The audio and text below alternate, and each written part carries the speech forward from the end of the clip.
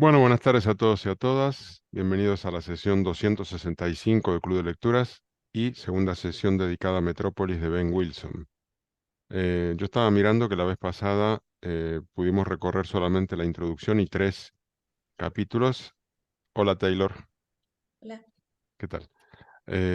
Y hoy vamos a tener que hacer, si queremos llegar a tiempo con 3 sesiones nada más, deberíamos hacer 6 capítulos. Por tanto, deberíamos ir casi al doble de velocidad que el sábado pasado, lo cual es utópico, pero bueno, vamos a intentarlo. Lo único que pido es que hagamos respuestas cortas. Bueno, capítulo 4. Megalópolis imperial. Roma, año 30 antes de Cristo al 537 después de Cristo. Para los romanos, el tamaño sí que importaba. Todo cuanto más grande era, mejor. Y Ben Wilson nos dice que el mayor exponente de este espíritu de magnificencia eran los baños públicos imperiales, las termas, ¿no? En el siglo III antes de Cristo había 11 de estas termas públicas y 900 más pequeñas y generalmente privadas, ¿no? O baños eran más bien. La mayor de ellas era la construida por Caracalla. Según el autor, estos macroedificios son los antecesores de las catedrales góticas. No sé si ir compartiendo alguna imagen para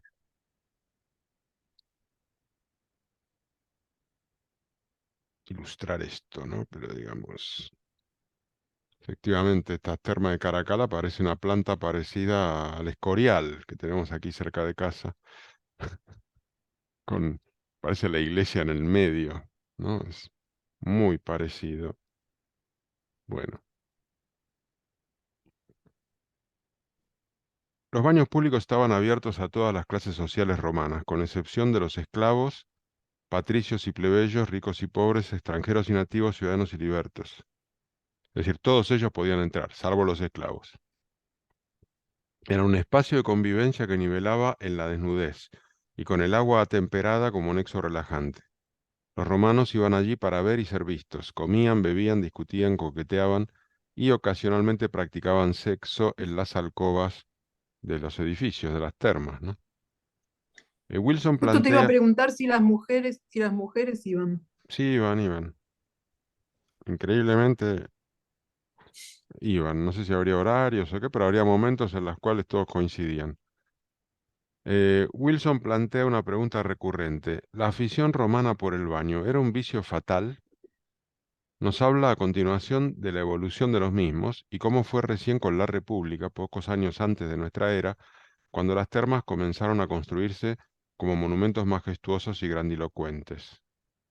Antes, el baño era una práctica ocasional y no se realizaba por placer, contaba Séneca, criticando la nueva tendencia por decadente, ¿no? Los romanos habían pasado a definirse como urbanos, refinados y modernos, y la limpieza diferenciaba a un romano de un tosco bárbaro sin lavar. Es decir, que tenemos la idea de que los romanos eran unos bárbaros en cuanto a una vida de ocio y desenfreno, pero por otro lado eran muy limpios, aparentemente. Wilson habla sobre la democratización que supone el baño de todos en un mismo lugar y lo compara con la creación reciente de, por ejemplo, playas urbanas en la ribera del Sena en París, que es una cosa que hizo la alcaldesa actual. Trae a colación el uso que tenía el Támesis como espacio de baño popular e integrador, hasta que el río se convirtió a mediados del siglo XIX en un sumidero abierto de las aguas fecales de la ciudad que había alcanzado el 1.000.000 de habitantes. Comenzaron entonces a construirse piscinas públicas como alternativa que ofrecían la oportunidad de baño a hombres y mujeres. Otro ejemplo que da es el que nos transmite la exitosa obra de Broadway Dead End de 1935, cuyos protagonistas son los jóvenes de clase trabajadora que se bañan semidesnudos en el río Hudson y que un año después dio lugar a la apertura de 11 complejos de piscinas públicas en los barrios pobres como parte del New Deal, el programa de inversión pública que implementó Roosevelt tras la depresión del 29. Y aquí hago la pregunta 7, que es, los baños, el vino y el sexo arruinan nuestro cuerpo, rezaba así un epitafio romano. Pero los baños, el vino y el sexo son la esencia de la vida. Concluye el epitafio así, ¿no? ¿Qué opináis? ¿Cuál sería tu epitafio en este sentido? ¿Alguien tiene alguna idea?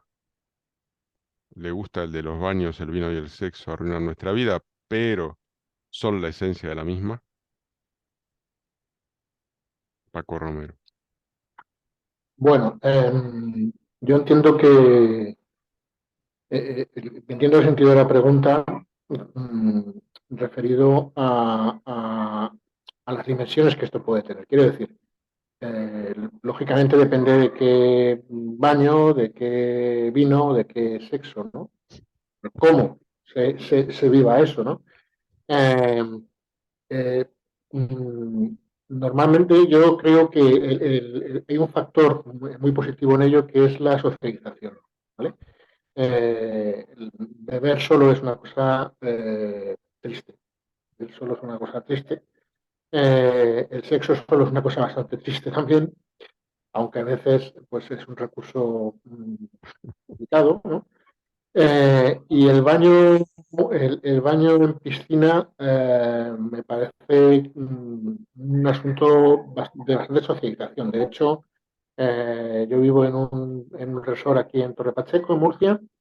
Ya lo he dicho varias veces, los resorts son duramente criticados, muy duramente criticados, y hay incluso un estudio, un libro, que dice España, el país de las piscinas, ¿no? Que critica muy duramente esa afición por las piscinas, ¿no? Pero he de decir que cuando no se trata de una piscina individual, sino una piscina de una parcela, ¿no? Como es el caso del que yo vivo, yo tengo que comprobar que es un elemento de socialización tremendo en verano. En invierno hay que buscarse otros, ¿no? Pero en verano yo veo, no solamente para el recreo de los chavales, sino veo gente de diferentes edades que coinciden en la piscina, no coincidirían más que en el supermercado y ahí solamente intercambiarían un saludo, pero en la piscina aprovechan para charlar, para contar sus cosas. Me parece que es un factor muy positivo, al margen de que efectivamente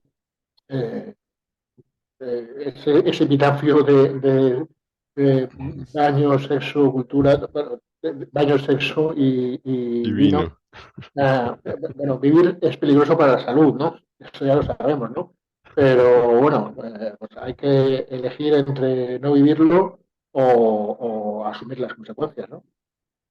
Ok, Paco, gracias. Silvina.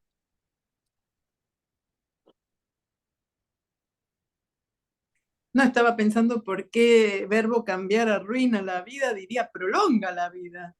Porque entre otras, entre otras cosas, el vino no sé, pero el sexo, digamos, hasta que llegue la clonación, es, es verdad, existe la inseminación artificial, ahora, o sea, ahora existen muchas técnicas, pero si no es indispensable para que continúe la vida, si no, no se propaga la especie. Y el agua y la higiene mostraron que son indispensables también para evitar los contagios de algunas enfermedades.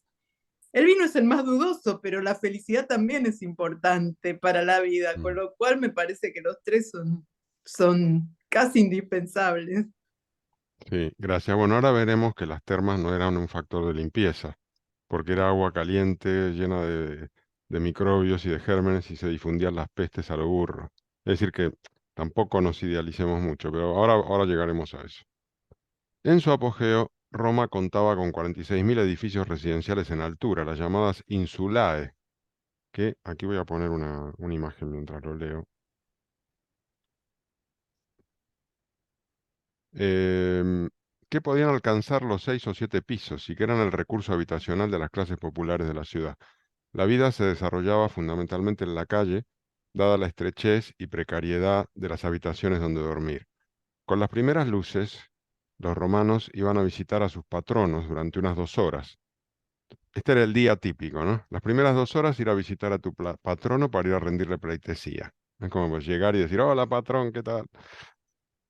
Y luego la tercera, cuarta y quinta hora se dedicaban a los negocios antes del almuerzo. La sexta hora se dedicaba a la siesta. Y luego venía el tiempo del placer, que llamaban la voluptas. Aquí es donde entraban en escena las termas, como escenario principal de una vida orientada al placer y la diversión. Esa vocación por el ocio se expresa en una serie de grandes equipamientos como los diversos circos, el Máximo, el Palatino, el Coliseo. Y Ben Wilson lo compara con el lugar que ocupa hoy el deporte y los grandes estadios, en particular el fútbol, que luego vuelve a eso más adelante en otro capítulo. La palabra civilización deriva del latín civis, ciudad, mientras que urbano procede de urbanitas, uno de cuyos significados es el arte de convertir la lengua en un discurso ingenioso y pulido, un logro que solo puede conseguirse viviendo junto a otras personas en la ciudad. La palabra latina cultus, de la que procede cultura, significa refinamiento y sofisticación, lo opuesto a rusticitas, o sea, a la safiedad rural. Estas son palabras de Wilson. A pesar de la supuesta salubridad de la idea del baño, Wilson nos explica cómo el pasar tantas horas en aguas calientes y usadas colectivamente era un factor de contagio de enfermedades, bacterias y parásitos, lo que derivaba en continuas pestes asolando la ciudad.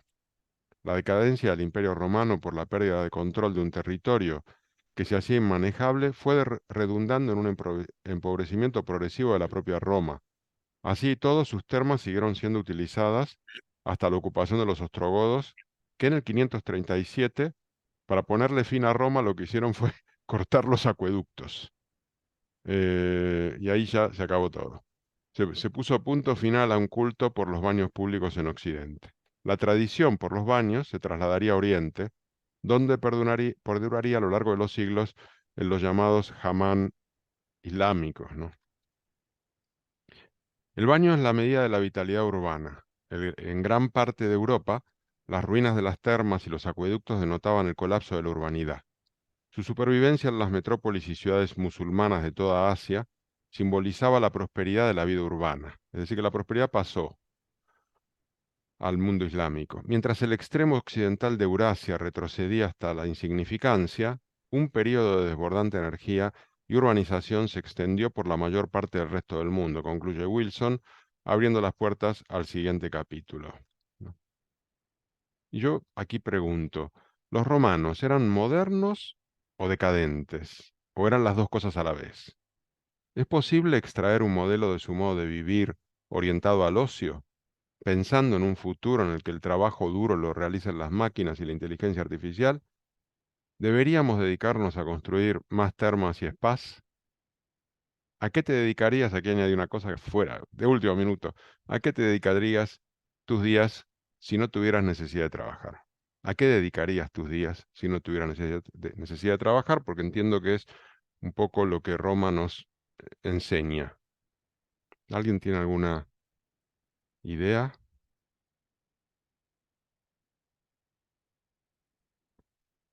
Paco.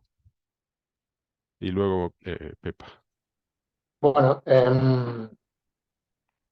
yo creo que a mí no me salen las cuentas. Quiero decir, es verdad que en las últimas décadas, incluso los dos últimos siglos, ha habido un progresivo aumento del tiempo de ocio. En las sociedades occidentales, claro, ¿eh? Ha habido un progresivo aumento del tiempo de ocio.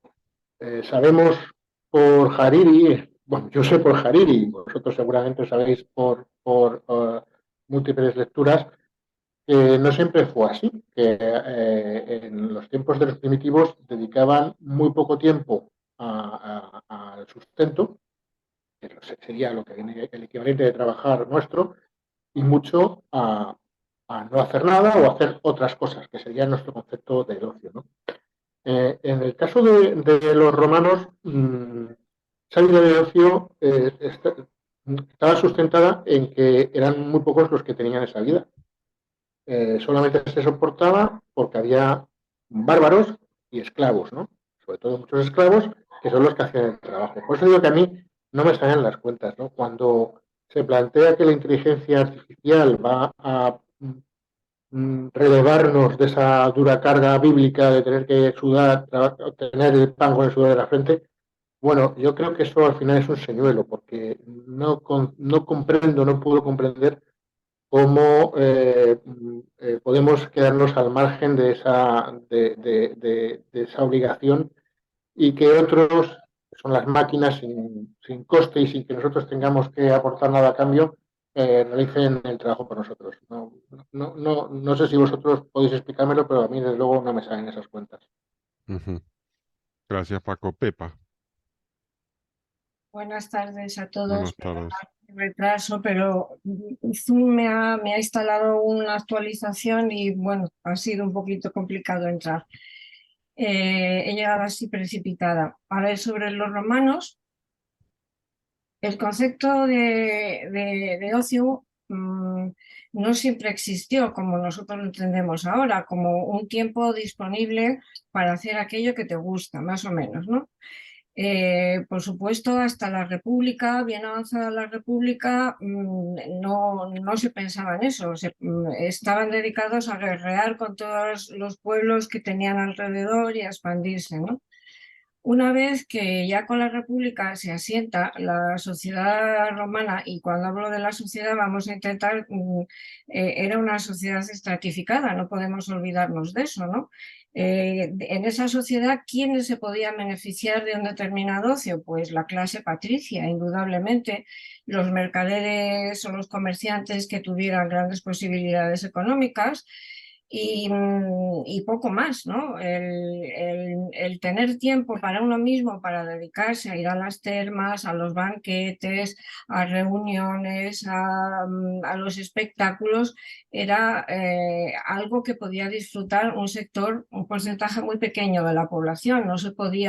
No todo el mundo podía hacerlo, ¿no? ¿Por qué había romanos que podían hacerlo? Pues porque existían los esclavos, indudablemente, porque las guerras les habían enriquecido también y eso les permitía tener un nivel de vida eh, que les daba acceso a este tipo de actividades. Los filósofos republicanos y ya en el imperio valoraban mucho el concepto de ocio, ¿no? Valoraban mucho. Séneca ya decía me parece que era en De Senectute, ¿no? Que lo que había que hacer era no intentar hacer muchas cosas, estar siempre ocupado y disponer de tiempo para uno mismo, para leer, para pensar, para caminar, para algo que nos suena a todos un poquito, ¿no? Pienso, y esto no lo he contrastado, son cosas que tengo en la cabeza de haberlo leído en algún sitio hace tiempo, ¿no? Que estimaban mucho ese ocio que era la no ocupación en cuestiones terrenales. Por eso el no ocio, el negocio, era estarse dedicando a los quehaceres que sacarles adelante en la vida. ¿Y cuál era la otra parte de la pregunta, Jorge, que se me ha olvidado? Aparte de lo de los romanos, ¿qué preguntabas? Espera, que no te oigo.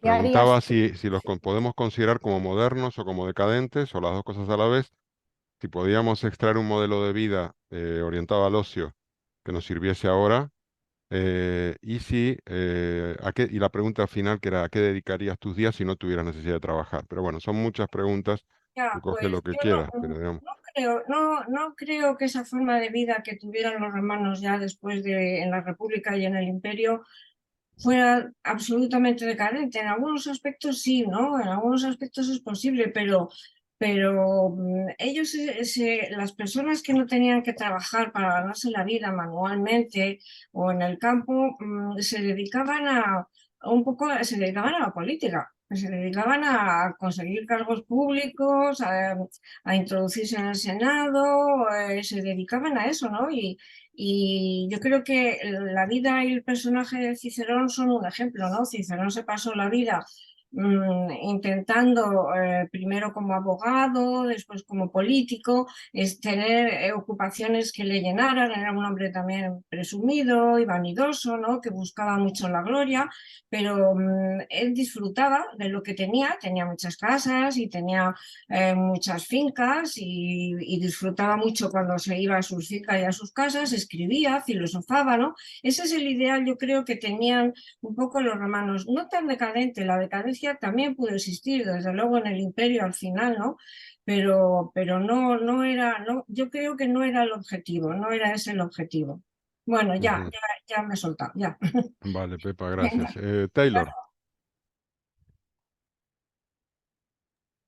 Sí, en la ciudad todo estaba tan apretado y a un montón de gente como cualquier ciudad.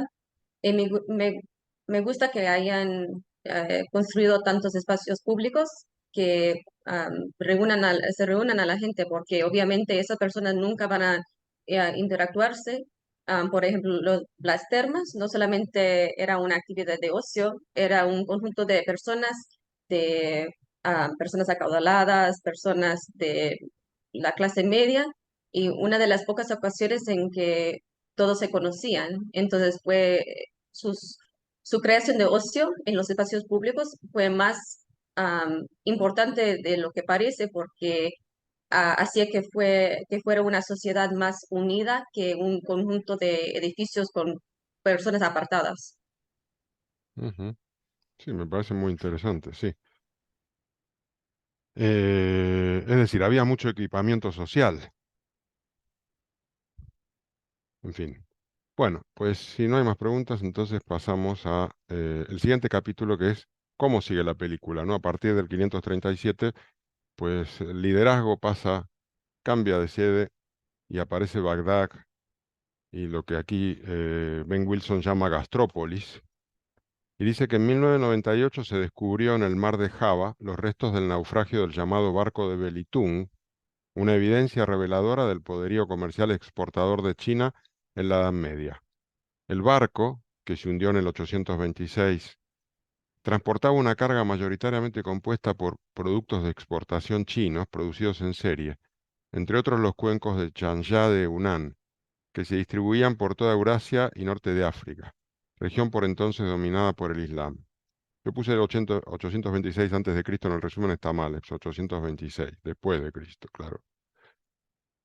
Los dictados del gusto de Bagdad, Samarcanda o Córdoba determinaban el estilo y el tipo de productos que se exportaban desde las factorías chinas de la época.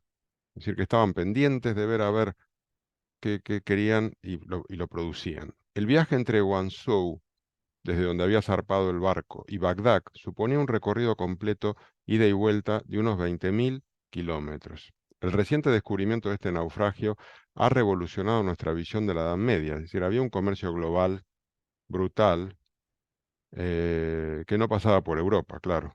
El cargamento del naufragio de Belitung representa solo una parte de las maravillas exóticas que llevaban a Bagdad, no solo desde China y el sudeste asiático, sino desde Asia Central, las estepas, el Levante, África y el Mediterráneo, nos dice Ben Wilson. No sé si habéis visto que en el resumen puse una foto de los cuencos, que son alucinantes. Voy a compartir un momento. Porque por motivos de los sedimentos por los que estaban cubiertos, o no sé, o el agua, no sé por qué motivos, se mantuvieron perfectos. Es decir, que estos eran los cuencos en serie que fabricaban en China y que exportaban a diversas ciudades, Bagdad entre otras, según los gustos de la época, y les ponían diferentes dibujos y demás. A mí me pareció, este cuenco lo podríamos usar hoy, ¿no? En fin. El califa Abbasí al-Mansur había fundado Bagdad en el año 762, tan solo 67 antes del naufragio. Su intención era fijar allí la capital intelectual, espiritual y comercial, y lo consiguió en tiempo récord. Realizada, dice Ben Wilson, un dato alucinante que yo no me lo puedo imaginar, con la participación de 100.000 arquitectos. Yo creo que no hay 100.000 arquitectos en toda España, pero bueno, 100.000 arquitectos, topógrafos, ingenieros, carpinteros, herreros y obreros, se completó en tan solo 4 años, alcanzando en pocos decenios el millón de habitantes y casi 2 millones en su apogeo. Bagdad, situada en el centro de un vasto imperio urbano que se extendía por 3 continentes, se concibió para demostrar el triunfo de una nueva civilización global, dice Wilson, y explica cómo el islamismo fue el motor de construcción de Bagdad. En tanto, actuó como factor de unificación, surgido de la mano de Mahoma, tan solo 150 años antes de su fundación, y exportado por las tribus beduinas de Arabia a todos los rincones del mundo conocido, ¿no? Sobre las ruinas y la fragmentación derivadas de la caída del Imperio Romano y los saqueos de sus grandes ciudades por persas y bárbaros, las revelaciones divinas recibidas por Mahoma a partir del 610 constituyeron el relato que dio inicio a un nuevo ciclo de bonanza y unidad en la fe. La nueva comunidad global, conformada en torno al Islam, se construyó sobre los restos de los dos imperios agotados, el romano y el persa, regenerando sus ruinosos centros urbanos.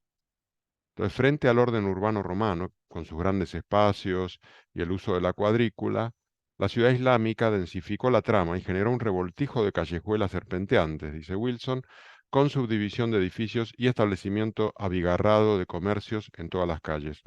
El reemplazo de las carretas por los camellos como medio de transporte permitió estrechar aún más las calles y en muchos casos, como estaban tan cerca una casa de la otra, permitió cubrir esas calles, convirtiendo el centro urbano en un sistema de pasadizos destinados fundamentalmente al comercio. Y aquí es muy revelador un dato que da que la palabra árabe para mercado, que es suk, deriva del término acadio para designar las calles, suku. En la ciudad islámica, los conceptos de calle y mercado estaban fusionados. El ágora se convirtió en el mercado callejero lineal del Zoco, que se extendía por la ciudad a lo largo de un enrevesado patrón de callejuelas, dice Ben Wilson. Bueno, y yo puse un dibujo, un plano muy bueno, una reconstrucción de cómo era el plano de Bagdad, ¿no? Lo voy a compartir, que basado en las ideas de Euclides, pues era un círculo, ¿no? Perfecto con la casa imperial y el templo en el centro, es decir, la zona privada y de poder, y luego la gente viviendo en su alrededor. Las mezquitas, esos grandes centros de culto insertados en medio de la trama urbana, daban acceso directo al zoco que las rodeaba, zocos que a su vez se alimentaban del sistema comercial mundial. Pues ya vemos que los productos venían de China, es decir que China ya viene exportando desde la Edad Media. La ciudad islámica estaba abierta a toda la Ummah, que es la comunidad musulmana, independientemente de la etnia del residente, de su ciudad de nacimiento o de su condición de converso. El imperio árabe abarcaba las zonas más productivas y urbanizadas del planeta, el Mediterráneo, Siria, Egipto y Mesopotamia. Sus rutas comerciales se adentraban en el Sáhara, a lo largo de las rutas de la seda, hasta Asia Central y China, y a través de los mares hasta África Oriental, la India y el sudeste asiático. Tomar el control del centro económico del mundo y disfrutar de todos sus frutos era para los musulmanes el justo premio por obedecer a Alá. Y aquí una frase de Wilson: para Europa aquel tiempo fue la Edad Media. Para la mayor parte del resto del mundo, sin embargo, fue una auténtica edad de oro, que a mí me parece esto un mensaje demoledor para el concepto que tenemos de Edad Media, o al menos el que yo tenía. Como admirador de Euclides, Al-Mansur decretó que Bagdad fuese redonda. Así se hizo con 4 puertas en los puntos cardinales y el gran palacio imperial y la gran mezquita en el centro del círculo, transformando el espacio público del ágora, ¿no?, que en la ciudad griega estaba en el centro y un espacio para la ciudad, en un espacio de celebración del poder centralizado, ¿no?, y privado. Como gran recaudadora de los impuestos imperiales, se convirtió rápidamente en residencia de la élite de funcionarios imperiales, se hizo sede de un enorme arsenal militar y lugar de destino de miles de emigrantes provenientes de todos los rincones del mundo, incluidos cristianos y judíos. En sus mercados se encontraban todos los productos imaginables del mundo conocido. Wilson hace referencia al cuento El mandadero y las 3 doncellas de Bagdad, incluidos las 1001 noches, como testimonia de las delicias gastronómicas y la vida de placeres desenfrenados que ofrecía la ciudad. Esta referencia le sirve para destacar la importancia crucial de la comida callejera y la venta ambulante como factor económico de sostén de inmigrantes y marginados en las grandes metrópolis, un fenómeno que puede constatarse en la actualidad, dice, por ejemplo, si se camina por las calles de Mumbai, de México o de Lagos, entre otras, ¿no? La historia de la comida callejera es la historia de la propia ciudad, es la historia de las migraciones que han impulsado el crecimiento urbano. Y dice, la historia de la comida callejera es la historia de la propia ciudad, pues ya lo puse. En el siglo XXI, una ciudad se juzga por la calidad y la diversidad de su comida. Estas afirmaciones llevan a Wilson a afirmar que las ciudades que han eliminado los mercados callejeros han perdido uno de los ingredientes más importantes para la creación de sociabilidad urbana.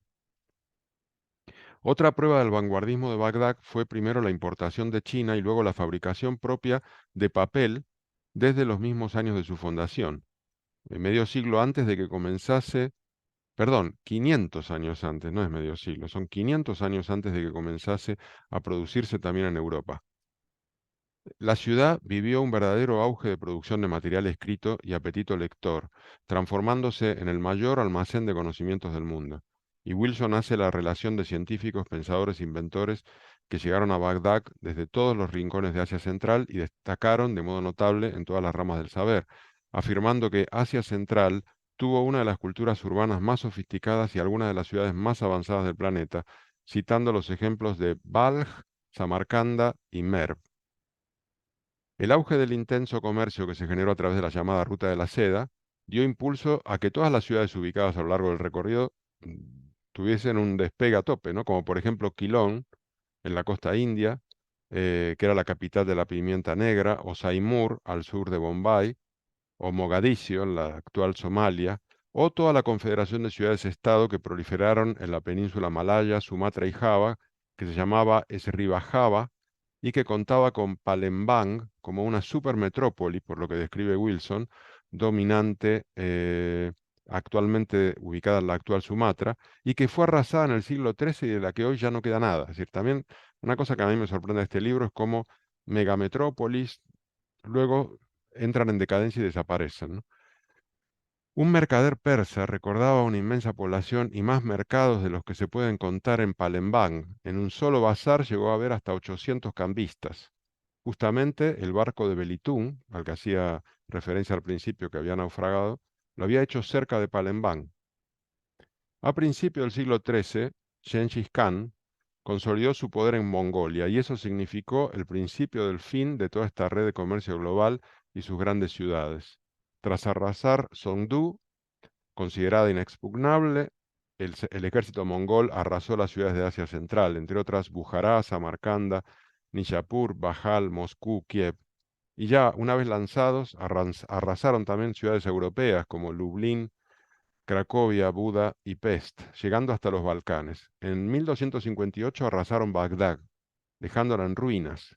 La destrucción en el siglo XIII de varias ciudades mundiales, Palembang, Merv, Kiev, Bagdad y Constantinopla, alteró los antiguos patrones del comercio mundial, pero esta colosal perturbación provocó la aparición de nuevas ciudades y culturas urbanas.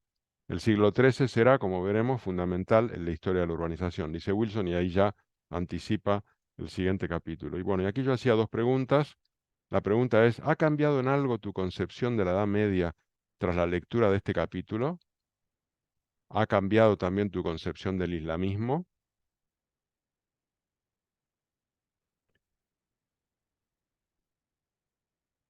Pepa. Em, Tengo que decir que a mí el capítulo este de Bagdad me ha gustado mucho, me ha resultado muy grato, ¿no? Leer, ir descubriendo una ciudad así, ¿no? Tan atractiva, tan llena de color, tan... Desde luego, si algún defecto tiene este libro, que tiene varios, uno de ellos es que focaliza mucho de lo que quiere hablar y olvida otras cuestiones, ¿no? Aquí pues nos está hablando de los mercados de comida, del comercio y demás, pero lo hace muy atractivo, no nos habla de otras cuestiones.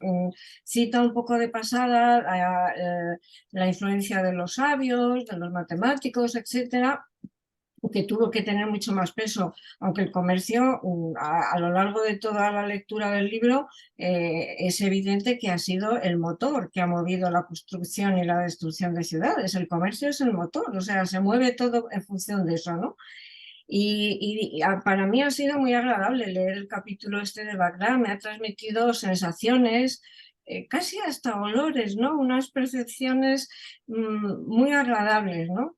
Y la idea del Islam no ha cambiado la idea del Islam. Lo que pasa es que este detalle de la vida ciudadana, de la vida callejera, no lo había visto nunca o no me lo habían contado nunca, ¿no? Porque las ciudades islámicas en la península, Córdoba y Granada, no tenían este tipo de trasiego porque no eran centros comerciales, o sea, eso es evidente, ¿no? Aunque Córdoba tuvo una importancia en la Edad Media hacia Europa muy grande, ¿no? A los médicos de Córdoba venían de muchas partes de Europa para tratarse, pero esto de Bagdad me ha parecido como una expansión Sí, del gozo, del bienestar, ¿no? Que me ha gustado mucho, me ha parecido muy, muy atractivo. sí, no, muy buen comentario, Pepa, efectivamente, es que es una metrópolis. Y yo creo que España, o la actual España en su día, no tuvo metrópolis, No, no, no, no, tuvo no. ninguna metrópolis. Pero en Indudablemente este porque caso sí. no estábamos en rutas comerciales, para nada, para nada. Mm, Estábamos al final de un desagüe, por decirlo de alguna sí, sí, manera. Pero, y que estas ciudades, Samarcanda, Bagdad y otras muchas asiáticas, que ya no me acuerdo cuál es el nombre, Malaca, que después hablan de ello, sí. su valor o su riqueza o su expansión o su calidad de vida dependía del comercio. Es que indudablemente vivían del comercio, ¿no? Sí. Y claro, en España no se podía dar este tipo de ciudades tan, Ujú, además también planificadas, eh, tan consideradas, ¿no? Con la población. Me ha parecido ujú. muy bonito. Sí, a mí, en respuesta a la pregunta, a mí sí me ha cambiado la concepción respecto a la Edad Media porque me ha hecho ver que de oscuridad esa época no tuvo nada, digamos, la tuvo en Europa, tuvo Europa. en Europa, pero digamos, en el resto del mundo era un momento de eclosión total y entonces eso demuestra también lo mal que estudiamos historia. Sí, A mí me ha gustado mucho eso. Y también me ha gustado ver el factor positivo, cohesionante, integrador de una religión como el Islam. Es sí. decir, que es el trasfondo que liga todo esto, que genera la confederación de ciudades, que, oye, un relato común y armamos una civilización que está fantástica. Oh, pues, ¿a dónde hay que firmar? Sí, porque En si te fin, das cuenta a lo largo de toda la historia que nos está contando, ya el día anterior vimos también un sistema de urbanización que había en Asia, que yo no tenía ni idea, no sé si alguno lo conocíais, aquellas ciudades que luego desaparecieron. Y no puedo evitar poner en relación esa realidad ciudadana y urbanística de Asia y de ujú. Oriente Próximo con la Europa de su época, que era una cutrería a su Que era lado, un ¿no? cutrerío, Una efectivamente, cutrería, ¿no? efectivamente. Entonces, y en el siglo XV, cuando se les ocurrió ir a los portugueses a destrozar todo lo que encontraban por el camino, eran ciudades hermosas, Sí, ciudades sí, ricas, ¿no? sí, sí, En sí, Asia, en Asia. A mí me llama la atención que residía en Asia todo, ¿no? sí. Gracias. Bueno, Silvina y luego Orlando. No, solo quería decir que esa clasificación de la Edad Media, la Edad Moderna, etcétera, etcétera, es muy eurocéntrica, porque los límites de esas edades están basados en eventos que influyeron sobre la cultura europea occidental. Entonces, es como mirar esa parte del mundo y no mirar el resto. Lo que yo me preguntaba era, en base, me acuerdo lo que leímos del libro de Jared Diamond, que él Sí, hablaba de cómo se había pasado digamos, el centro de la vida en Eurasia, del este al oeste, estaba basado también en el agotamiento de los recursos naturales.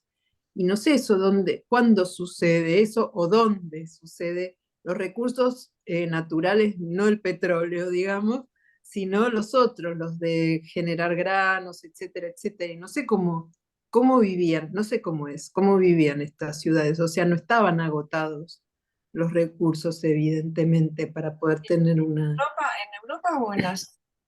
En Asia, porque lo que decía Diamond era que una de las causas era que se habían agotado, que se habían talado todos los árboles en la zona más del Asia y que, bueno, frente al agotamiento de las materias que se podían consumir, se va corriendo hacia el oeste el centro de poder. Es un poco lo que decía Diamond en el libro, pero claro, yo no me acuerdo las fechas de las que hablaba y me llama la atención como una especie de rebote que va al oeste y después vuelve al este, o sea, tan agotado no estaba, o tal vez venía de China, no lo sé. Pero aquí, que Diamond hablaba de producción de alimentos y lo que Sí, estamos viendo ahora de Asia no son tanto alimentos, sino como bienes de consumo, ¿no? O sea, bueno, una industria, Sí, la una alfarería, regulación. etcétera. Pero de algo tienen que vivir comiendo esas personas, algo que lo comerciaran con otros grupos que estuvieran alejados. Pero la verdad que no lo sé. No, la verdad no lo sé. Eso habría que mirarlo, sí. Habría que verlo. No lo sé. Vale, Orlando. No, pues, Silvina, ¿tú dónde vive Silvina? Soy de Buenos Aires, de Ah, Argentina. se nota porque no somos eurocéntricos. Sí, yo pienso que ese es el resumen de lo que acabas de decir. Miren, la Edad Media, además de todo ese discurso que se echa Wilson, hay cosas muy interesantes. Yo no recuerdo si en el libro las cogen. Por ejemplo, las ciudades más grandes en la Edad Media europea no estaban en Europa, estaban, hasta donde mi ignorancia alcanza, estaban en China, estaban en América Latina. En el caso de América Latina es la capital del Imperio Azteca. Y hay una cosa que es muy interesante, Jorge, ya que quieres profundizar de pronto en esa alternativa de la Edad Media, y es que parece ser que la ciudad más importante del mundo en ese instante era una ciudad en África, en Malí, que Ujú. era yo no recuerdo si Wilson la trabaja, ¿no? Porque la verdad es que el libro yo me lo leí hace rato, ahora por instrucciones de Jorge lo estoy releyendo. Ah, Entonces instrucciones, no. hay que replantear esa visión. Silvina la tiene clara, o sea, es que el problema es que tenemos una concepción muy eurocéntrica, pero eso es en todo, o sea, y a nivel de historia es aún más complejo. Nosotros desconocemos mucho de la historia hindú, de la historia del gran subcontinente indio. Toda esta pelea de los chinos hoy en día de su ego, porque es un tema de ego, es porque ellos reivindican la historia de China. La historia de China es impresionante. Entonces, sí es como importante resaltar eso. La Edad Media no puede ser asociada exclusivamente a Europa, porque entonces no entendemos lo que sucedía en el planeta. Eso es lo Ujú. que quería decir. Sí, estoy de acuerdo. Gracias, Orlando. Vale, pues, si os parece, pasamos al siguiente capítulo, así vamos con más o menos ritmo. Ciudades en guerra, Lübeck, 1226-1491. Lübeck ejemplifica a la perfección el concepto de ciudad libre, ¿no? Es una ciudad en el norte de la Alemania actual, ¿no? Casi en la costa del Báltico.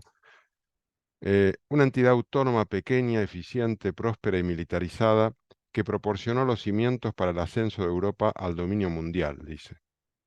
Y comienza el capítulo recordando el bombardeo británico que arrasó Lübeck en 1942, en plena Segunda Guerra Mundial, y que luego los alemanes contestaron bombardeando otras tantas ciudades de origen medieval en Inglaterra, entre otras Exeter, Bath o York. Ciudades surgidas en el Renacimiento urbano europeo que se vivió a partir del siglo XIII y del que Lübeck es especialmente representativo, ¿no?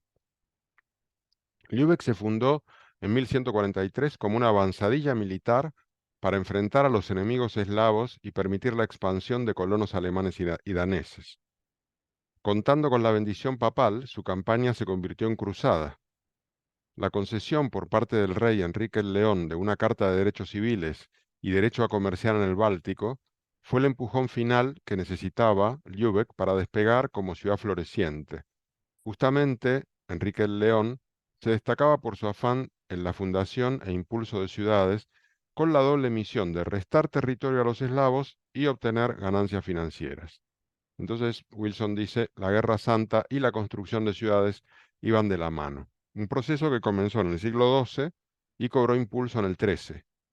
El fervor expansivo llegó a alcanzar un ritmo de fundación de 300 nuevas ciudades por década en toda la amplia región conformada por las actuales Alemania, Polonia, Lituania, Letonia y Estonia. Este proceso de expansión hacia el norte de Europa era una derivada de las cruzadas iniciadas a fines del siglo XI para recuperar las tierras santas del Mediterráneo oriental en poder del Islam y que se lanzaban desde Normandía, Flandes, Alemania e Inglaterra. Wilson cuenta el auge que vivieron ciudades italianas como Venecia, Pisa o Génova al hacerse con las nuevas rutas comerciales que se abrían con Oriente a medida que se conquistaban ciudades del Mediterráneo oriental, entre otras Constantinopla. Esta ciudad, por ejemplo, con 500.000 de habitantes, asombró con su lujo asiático a los rudos cruzados. Sin estas nuevas rutas y estos nuevos mercados, dice Wilson, Venecia y Génova habrían seguido siendo pequeñas ciudades de pescadores. Me falta una palabra ahí. Wilson hace referencia a las influencias bizantinas que arraigaron en Venecia y que pueden verse en su palacio ducal o en la Basílica de San Marcos. El acceso al conocimiento y la riqueza de las ciudades islámicas fueron impulso al renacimiento urbano europeo. Las nuevas ciudades europeas comenzaban siempre como un asentamiento fortificado en avanzadilla frente a los bárbaros. De allí que la palabra burgués derive del término germánico burg, que significa fortaleza, ¿no? Como ciudad, fortaleza. En la Edad Media, ser burgués significaba vivir en un municipio, una ciudad o un burgo. Te definías como habitante de la ciudad, habitante de una comunidad autogestionada, en contraposición a ser un campesino en deuda con un señor feudal. Había una división tajante entre la vida rural, mayoritaria, y la urbana, que recién comenzaba a surgir, ¿no? Las ciudades eran una isla de libertad, en la que los siervos que allí se asentaban quedaban liberados de su dependencia de los señores feudales tras residir un año y un día. Por su parte, el poder estaba en manos de un consejo integrado por los gremios mercantiles de la ciudad. El ejemplo perfecto de este poder municipal lo expresa la iglesia parroquial de Lübeck, una obra maestra del gótico que superaba en importancia y presencia a la propia catedral donde residía el obispo, ¿no? Y la verdad que es un edificio espectacular, ¿no? De ladrillo, lo estamos viendo ahí. Aparte es un edificio del 1200. Otro gran ejemplo de la autonomía y el poder de los gremios de la ciudad es la propia sede de gobierno principal, el Rathaus, que es la otra foto. Fijaos esto, construido en 1226, según las últimas ideas urbanísticas y de arquitectura cívica de la época. El gobierno municipal dirigido por los gremios no era una democracia participativa, pero estaba plenamente imbricado con el pueblo a través de un contacto muy estrecho con todos sus miembros que se articulaba en torno a las ceremonias trimestrales llamadas Burspraken, en las que se explicaban a toda la gente que se reunía en palabras llanas las ordenanzas, las decisiones políticas y las noticias de interés. El ejemplo del poderío del gobierno gremial, otro ejemplo, fue la construcción en 1286 del Hospital del Espíritu Santo, una de las primeras instituciones de asistencia de Europa. Es realmente alucinante, ¿no? 1286, un hospital público. Dejaré de compartir. El impulso comercial de Lübeck se expresaba en que todas sus bonitas casas de techos a dos aguas eran a la vez viviendas, oficinas y almacenes, un modelo que seguirían más adelante otras ciudades, como por ejemplo Ámsterdam. Un centenar de ciudades de nueva creación adoptaron el derecho de Lübeck, entre otras Riga y Rostock, dando lugar a una civilización urbana, llamada la Hansa, con el alemán como lengua común, valores mercantiles compartidos y el uso de la fuerza como herramienta para abrir y defender nuevas rutas comerciales. Justamente la palabra Hanse en alemán significaba originalmente convoy armado, es decir, que la unión de ciudades conformaba un convoy armado para ir a conquistar mercados. Rápidamente Lübeck se hizo con la conquista y explotación del Báltico.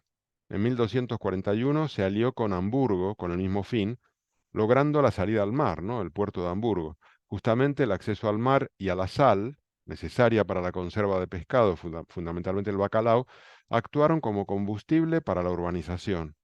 Lübeck hizo de la alimentación de las nuevas ciudades su vía hacia el enriquecimiento y la expansión. En este caso, no hay duda de que les vendían el alimento a las nuevas ciudades.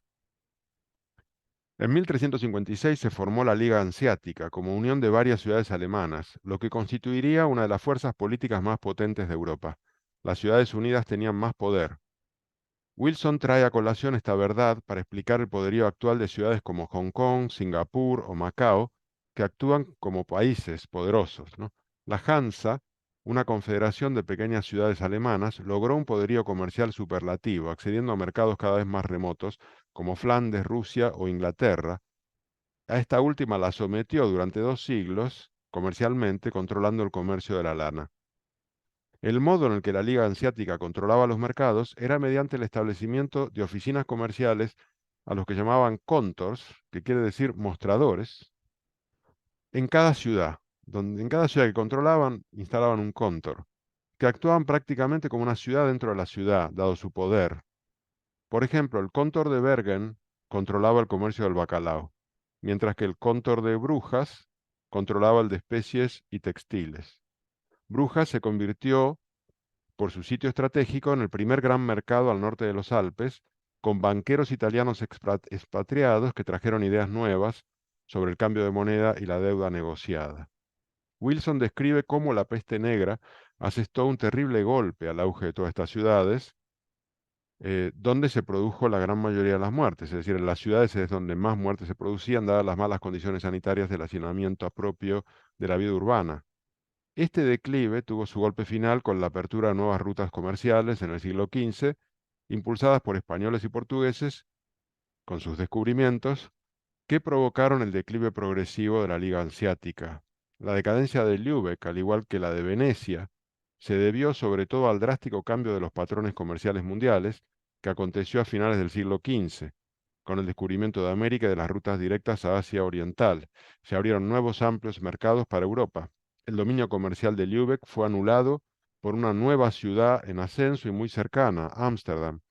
La Liga Hanseática, como tal, acabó pronto, puede ser, pero su legado de finas prácticas comerciales, comercio monopólico y estrategias de mano dura se expandió por todo el mundo, dice Wilson, ¿no? Y aquí yo hago la pregunta 11, que es: ¿puede la experiencia de empoderamiento municipal y comercial de la Liga Hanseática tener alguna aplicación de cara a un futuro postestatal, o esa posibilidad representaría un retroceso? ¿Qué nos enseña Lübeck y su historia para la actualidad? ¿Nos enseña algo, Pepa? Em, a ver, el ejemplo de Lübeck, volvemos a lo de antes. Todo su auge, su capacidad de expansión, de control, está orientado al comercio. Su objetivo es el control del comercio, ¿no? Las ciudades de la Liga Hanseática, aparte de comerciar, aparte de ser buenos comerciantes, sus habitantes, además tenían un ejército, controlaban, tenían, ejecutaban cuestiones como de tipo diplomático, se iban a otros países, proponían que les compraran un cargamento de trigo o de arenques o de bacalao, de lo que fuera, ¿no? Presionaban un poco para introducirse en otros países, pero su poder al final y su objetivo yo creo que era el comercio, ¿no? A mí me parece más destacable el hecho de que fuese una ciudad, si no democrática, autogestionada, autogobernada. Lübeck yo no he estado, me gustaría ir algún día, me gustaría ir porque me parece un sitio especial. También porque leí hace tiempo uno de los libros más preciosos que he leído, que es un libro de Thomas Mann, que se llama Los Brudenbuch, que es la historia de una familia de comerciantes de Lübeck. Y Mm, desde entonces, lo de Lübeck me atrae mucho, ¿no? Los cargos del gobierno de la ciudad eran electos, se renovaban anualmente, por supuesto, no tenían acceso a la población que no tenía una representación comercial, ¿no? Pero existía ese poder del dinero, existía el poder y la fuerza de pequeños ejércitos que controlaban la no intromisión en otras redes comerciales, ¿no? Y yo creo que lo que ocurrió con Lübeck y con la Liga Hanseática sobre todo es que a finales del siglo XV el comercio europeo giró Hasta Ujú. entonces había sido un comercio orientado al Mediterráneo, alrededor del Mediterráneo, ¿no? Y las estribaciones del Mediterráneo que llevaban a Asia o por el Océano Índico que llevaban a Asia. Pero a finales del siglo XV giró al Atlántico.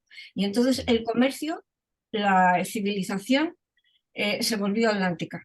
Ujú, Dejó de ser mediterránea y se volvió atlántica, ¿no? ujú. Y las ciudades del norte de Europa que habían sido tan poderosas perdieron ese poder, no lo perdieron del todo, porque siguieron teniendo un control del comercio terrible y bueno, controlaban, ellos por ejemplo en el siglo XIX compraban el trigo a Rusia antes de recoger la cosecha, y Claro. unos almacenes tremendos donde se almacenaba el grano y luego ellos lo distribuían con muchas ganancias a otros Ujú, países. No desapareció el comercio en Lübeck y la Liga Hanseática no se hundió del todo, pero sí hubo un giro, el giro del marco mediterráneo al Atlántico, ¿no? Y eso fue lo que llevó a que ese poderío fuera disminuyendo, ujú. creo yo, vamos.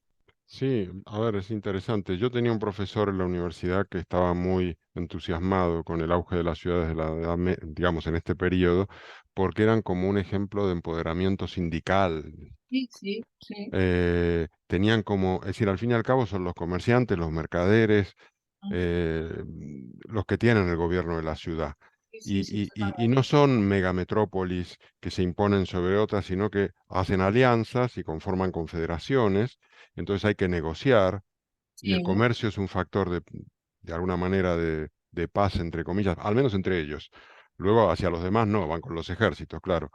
Em, pero pareciera como una forma de precapitalismo menos vertical Sí. y más próximo al productor, al artesano o al comerciante, Al ¿no? comerciante, sobre todo al Eh, comerciante, porque entonces, los artesanos las mercancías inmediatas se elaboraban en el entorno de la ciudad, ¿no? Pero lo que generaba riqueza era el comercio de grandes cantidades claro, de productos que se almacenaban, es que se almacenaban, tenían sí, sí, sí. unos almacenes tremendos, ¿no? Unos espacios grandísimos para almacenar. No, a mí, yo la pregunta esta la hice porque sí, yo sí creo que nos enseña algo, nos muestra un posible futuro estructurado en torno a ligas de ciudades, más Sí, que estados como tenemos hoy.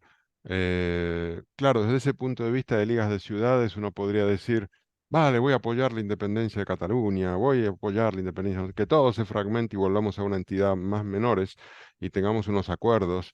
No lo sé, ya me meto en un terreno muy raro, pero a mí me parece interesante ese periodo en ese aspecto y que sí, nos puede servir de cara al futuro. esa época la cultura urbana era completamente distinta, porque las ciudades que florecían era porque se autogestionaban, ¿no? Como las ciudades italianas, como Venecia, Milán, Florencia, tenían su propio gobierno, Ujú, intervenciones de estados más grandes, ¿no? La eso, aparición del Estado que absorbió todo fue lo que barrió ese concepto de ciudad autogobernada y autogestionada.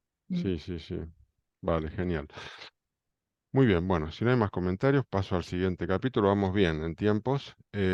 Ciudades del mundo, Lisboa, Malaca, Tenochtitlán, Ámsterdam. Bueno, aquí pareciera como un rejunte de ciudades de todos lados. 1492, 1666, pero bueno, ahora se entenderá.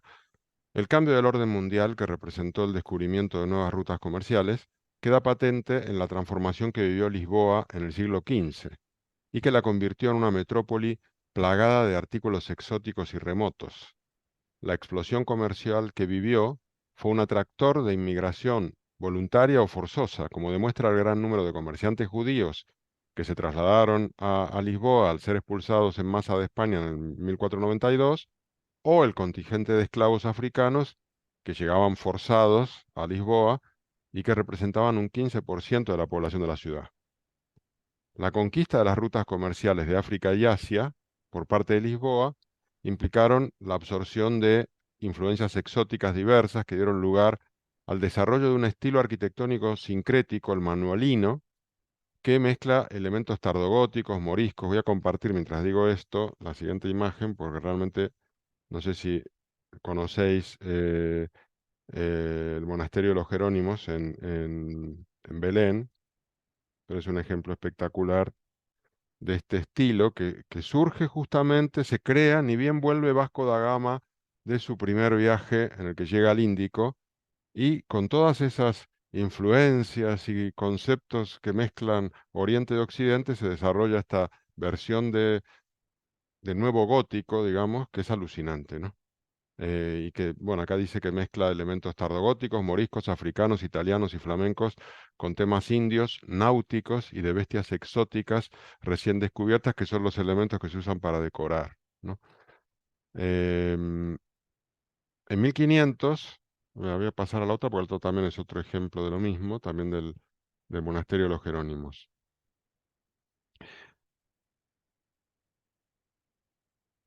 Bueno, en 1500, 7 de las 12 mayores metrópolis del mundo, Vijayanagara, Gauda, Guangzhou, Pekín, Nanjing, Hangzhou y Tabriz, estaban en Asia. La ciudad de Benín, en la actual Nigeria, la mayor de África subsahariana, y Tenochtitlán en Mesoamérica, eran más grandes que París, que con 185.000 habitantes era la única ciudad europea cristiana entre las 12 primeras del mundo. El corazón urbano del mundo seguía estando en Asia. En ese escenario irrumpe Lisboa desde una posición absolutamente marginal hasta entonces, gracias a sus habilidades navieras y comerciales, que le permitieron a mediados del siglo XV ir avanzando progresivamente por el contorno de África hasta que Vasco da Gama logró dar la vuelta al Cabo de Buena Esperanza y llegar al Índico. A partir de ese momento la ciudad se convirtió en un imán de todos los que deseaban sacar provecho de la exploración, entre otros el propio Cristóbal Colón, ¿no? El navegante genovés también fue primero a Lisboa para intentar que le financiaran su viaje. Cuando Vasco da Gama y sus marineros llegaron a la ciudad india de Calicut, que hoy se llama Cocicode, enorme metrópoli que controlaba el mercado de especias, no tenían cómo pagarlas ni tenían productos de interés para intentar canjearlos por esas especias. Entonces, recurrieron a las armas. Bueno, ahí cuenta en detalle cómo fue el caso, es decir, se fueron secuestrando a unos dirigentes locales y cuando vinieron por detrás a perseguirlos, pues dispararon sus cañones y arrasaron a todos los barcos de los de Calicut. En conclusión, y esto sí lo veíamos en el libro que moderaste, Silvina, de Jarrett, es decir, por el poderío armamentístico, finalmente Lisboa se impuso y en pocos años Calicut, que era una de las grandes ciudades del mundo, se convirtió en una ruina. La gente se marchaba de allí tan rápido como podía, dice Wilson. El archipiélago urbano del Océano Índico, que había crecido pacíficamente durante siglos, se enfrentó a una violenta destrucción. La apertura de rutas comerciales mediante el uso de la fuerza fue a partir de allí la técnica portuguesa que arrasó ciudades tan importantes como Goa o Malaca, esta última cabecera comercial de China, Japón y de todo el sudeste asiático. Gracias a la superioridad de la tecnología militar y de armamentos, 900 portugueses fueron capaces de hacerse con Malaca, que estaba defendida por 20.000 combatientes, abriendo así la ruta de las especias y el control comercial de China y Japón. Las riquezas del mundo llovían sobre Lisboa, la recién estrenada capital del comercio mundial, los lujos de Brasil, África y Asia. Carlos V dijo, si yo fuera rey de Lisboa, no tardaría en gobernar el mundo entero. Nótese que dijo Lisboa, no Portugal.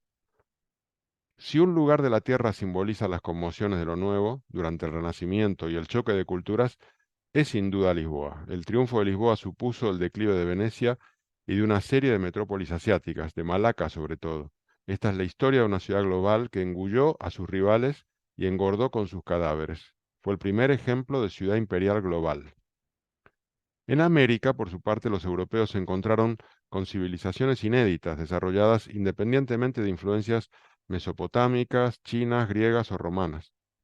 La visión de Tenochtitlán en el 1519 por ojos europeos representó un verdadero shock, como el provocado por una metrópoli de fantasía con 200.000 habitantes, dice. Hernán Cortés, acompañado por 450 soldados, fue recibido por Moctezuma II, gobernante del Imperio Azteca, en una de las ciudades más impactantes del planeta.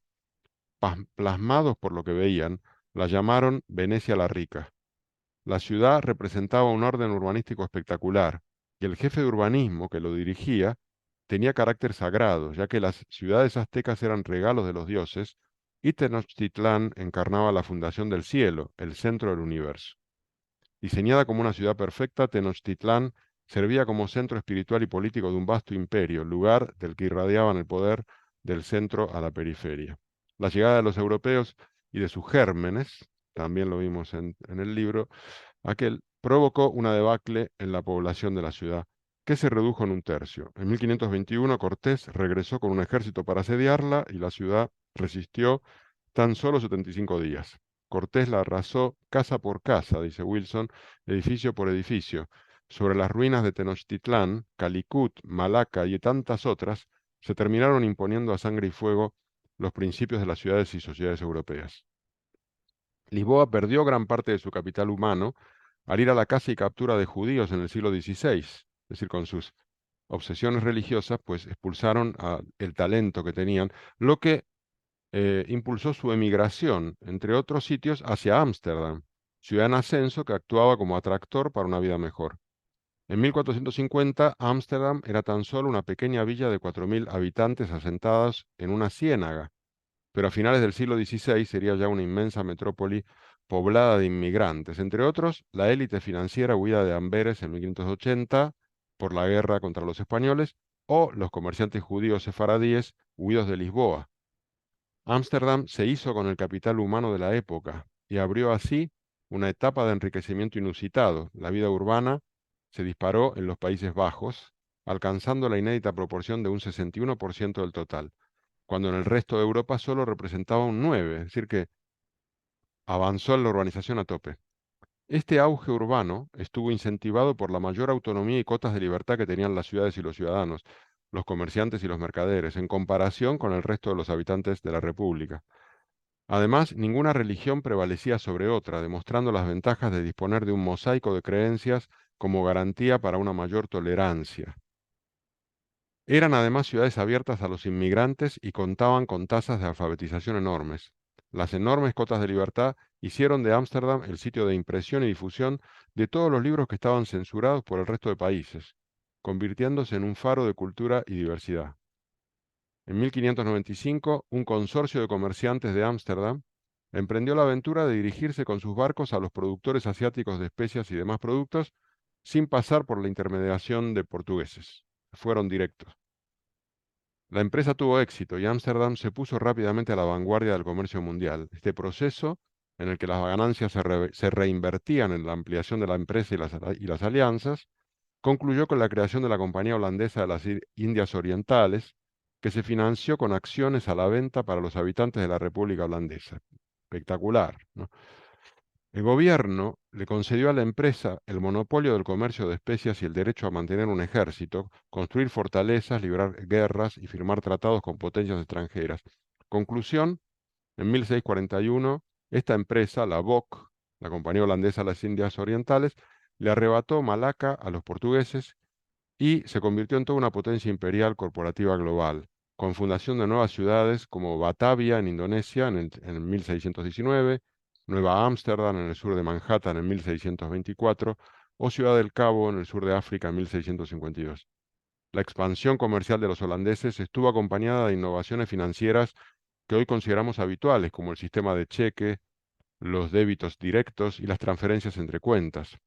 La empresa, los bancos y la bolsa de valores, con la que crearon el comercio de valores a futuro, se transformaron en la tríada en la que se apoyó su éxito financiero. Destaca Wilson lo sorprendente que era para los extranjeros la forma líquida de capitalismo que estaba echando a andar en Ámsterdam, donde se hacían y perdían fortunas en papel y el propio futuro se compraba y vendía en la imaginación. Los peces gordos comenzaron a ser los agentes de la bolsa de Ámsterdam y explica cómo el espíritu utilitario y ahorrativo de los holandeses se reflejaba en el diseño de las ciudades, que no tenían ningún esfuerzo de monumentalidad o exaltación de la autoridad, pero sí un culto notable por el orden y la limpieza. El arte, a su vez, alcanzaba a todas las clases sociales, y los carniceros, los tenderos, etcétera, adornaban sus locales con cuadros costumbristas pintados al óleo, y hubo un apogeo de pinturas al óleo, millones que se pintaron durante el siglo XVII, dice. Las ciudades populosas siempre han creado mercados, pero una ciudad como Ámsterdam tuvo éxito en gran parte porque involucró a una gran proporción de sus ciudadanos en la obtención y el mantenimiento de la riqueza, y los convirtió en consumidores de lujos y de arte. La ciudad del futuro era una que satisfacía y daba salida a la cultura popular, que entretenía e iluminaba. Había un nuevo público urbano, sofisticado, alfabetizado, informado, y que exigía actividades de ocio y diversiones novedosas. La sociedad de consumo estaba llegando, y Ámsterdam fue la primera en atenderla. Su sucesora, Londres, llevaría las cosas a nuevas cotas, y ese es el capítulo que sigue. Y aquí hago un par de preguntas, ¿no? La pregunta 12. ¿La conquista portuguesa, española y holandesa de los mercados globales triunfó tan solo por la disposición de armamento más avanzado o hubo algo más? Pepa. Bueno, vamos a ver. Yo, por supuesto, conocía la historia de Cortés y todo el horror de los horrores, eso me lo sabía. Ese horror me lo sabía. Lo que no conocía era el horror de los portugueses. Me ha dejado sorprendida, ¿no? Cómo los portugueses, su objetivo era armar los barcos, llenarlos de cañones, atravesar el Cabo de Buena Esperanza, subir el Índico y plantarse delante de las grandes ciudades comerciales, destrozarlas, arrasarlas y masacrarlas y quedarse ellos allí. A mí eso me ha dejado, pero Y bueno. tan buenos que parecen, ¿no? Tan buenos que Sí, parecen. no, no, porque ahora son gente encantadora, pero me digo, pero bueno, claro, es que lo de los europeos es una cosa, es que allí donde íbamos, es que lo destrozábamos todo. El armamento era lo que les daba la fuerza, tanto a los españoles en México y en Perú, como a los portugueses en todo ese recorrido que hacían. Mozambique, Ghana, yo qué sé cuánto, en todos los sitios iban, chacha, acañonaban, lo destrozaban todo y se quedaban con el mercado. Malaca desapareció, Malaca la eliminaron, ¿no? A mí eso me ha sorprendido muchísimo y desde luego pienso que realmente los europeos ejercieron en aquella época, y no me incluyo, no digo ejercimos, sino que ejercieron un poder devastador muy grande en otras culturas, ¿no? Eso fue tremendo.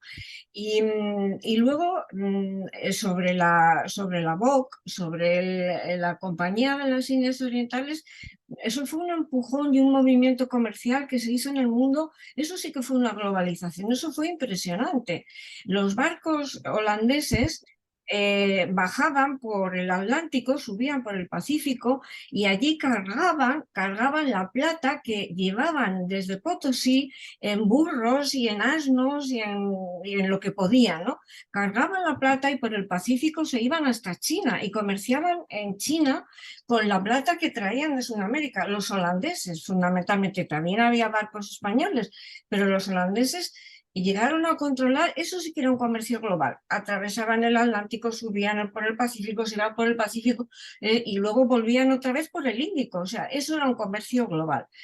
Su poder era económico, indudablemente, porque para fletar un barco y poderse ir desde Holanda hasta a todo ese recorrido que tardaban como 4 años en hacerlo, tenían que hacían unas inversiones muy grandes, pero al mismo tiempo el comercio les permitía enriquecerse. O sea que el movimiento de mercancías, riqueza, trasvase, porque luego en las costas de Asia hacían un cargamento por supuesto, de cerámica china, porcelana, tejidos, todo eso que se lo llevaban a Europa como objetos de lujo, ¿no?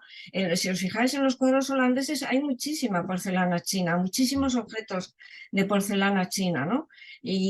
Pues indudablemente ahí ya no fueron tanto las armas en los holandeses, sino como la inventiva y las inversiones y la buena táctica comercial. Claro, ¿no? Y digamos el hecho de financiar esas campañas con venta de acciones. Era Claro, claro, una claro, empresa pública que cotiza en bolsa era y una vende sociedad anónima acciones. pública. Y las gente, la población compra acciones. Es una innovación pero también es una democratización de la Una inversión democratización, sí, que sí. no tuvieron ni España ni Portugal, digamos, Nada, nada, ni de lejos, iban ni con de los lejos. cañones Es y decir, con era las mucho más armaduras. rudimentario. Sí, sí, sí, no, iban con los cañones, con las armaduras y los caballos a cargarse todo lo que había, ¿no? A ver, Y sobre sí. sobre las ciudades holandesas, el urbanismo este limpio, pacífico, con mucha importancia de lo doméstico, a mí me parece que hay un cuadro maravilloso que es la vista de Vermeer. Ahí se ve la ciudad preciosa, se ve el canal, los barcos en el canal, la puerta de entrada. Aparte de que las luces y eso es una cosa impresionante. Si lo puedes buscar y ponerlo Ujú. porque es una idea de la ciudad como la veían ellos, muy humana, muy que no rechazaba a la gente, que no expulsaba a la gente, que hacía Ujú. que la gente viviera allí a gusto, ¿no? Sí, sí, sí. Silvina, mientras busco esto. Es Ámsterdam por Vermeer, ¿no? No, no, Vermeer. Delft, Ah, Delft. sí, vista de Delft se llama. Ok, Silvina. En relación a esto de la bolsa, las acciones, etcétera, etcétera, algo así como los mercados del futuro, vos algo dijiste de algo imaginativo, pero también es una construcción que da lugar a las burbujas que después explotan en la actualidad, ¿no? Porque hay una serie de transacciones donde no hay un objeto que se está intercambiando, sino que es el propio dinero que vuelve a ser dinero y que yo, la verdad, me parece que es una especie, es un delirio, que no termino de entender cómo podemos seguir aceptando una cosa tan delirante. Pero bueno, y que da lugar a burbujas increíbles, porque vos haces transacciones de cosas que ni siquiera existen, que van a existir en el futuro. Para mí No es es digno de de lo que, alegría. no es digno de alegría, al contrario, es de lo que lleva ahora a una inequidad a nivel mundial y una concentración de la riqueza, pero además una concentración de cosas que no se entiende qué son exactamente. ¿Entendés? Para mí es que todo tiene que ver con las expectativas, con, no sé, con la confianza o no, que generan ciertas cosas. Claro, era una ciudad que no tenía nada, entonces tenía que inventar algo. Bueno, inventó eso y enganchó a todo el mundo en esa idea.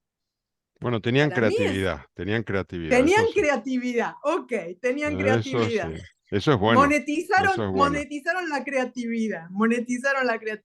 Pero bueno, Bueno, hay que Pero encontrar palancas. al mismo tiempo Pepa, Pepa. se creó capital, al mismo tiempo estaban creando capital. Claro, en Holanda ¿qué se estaba quiere, creando capital. qué quiere decir? No lo sé. Pues no lo sé. No, porque vendes acciones y la gente te compra esas acciones por la confianza que le da la empresa naviera, no sé qué, que va a hacer tal campaña y tal.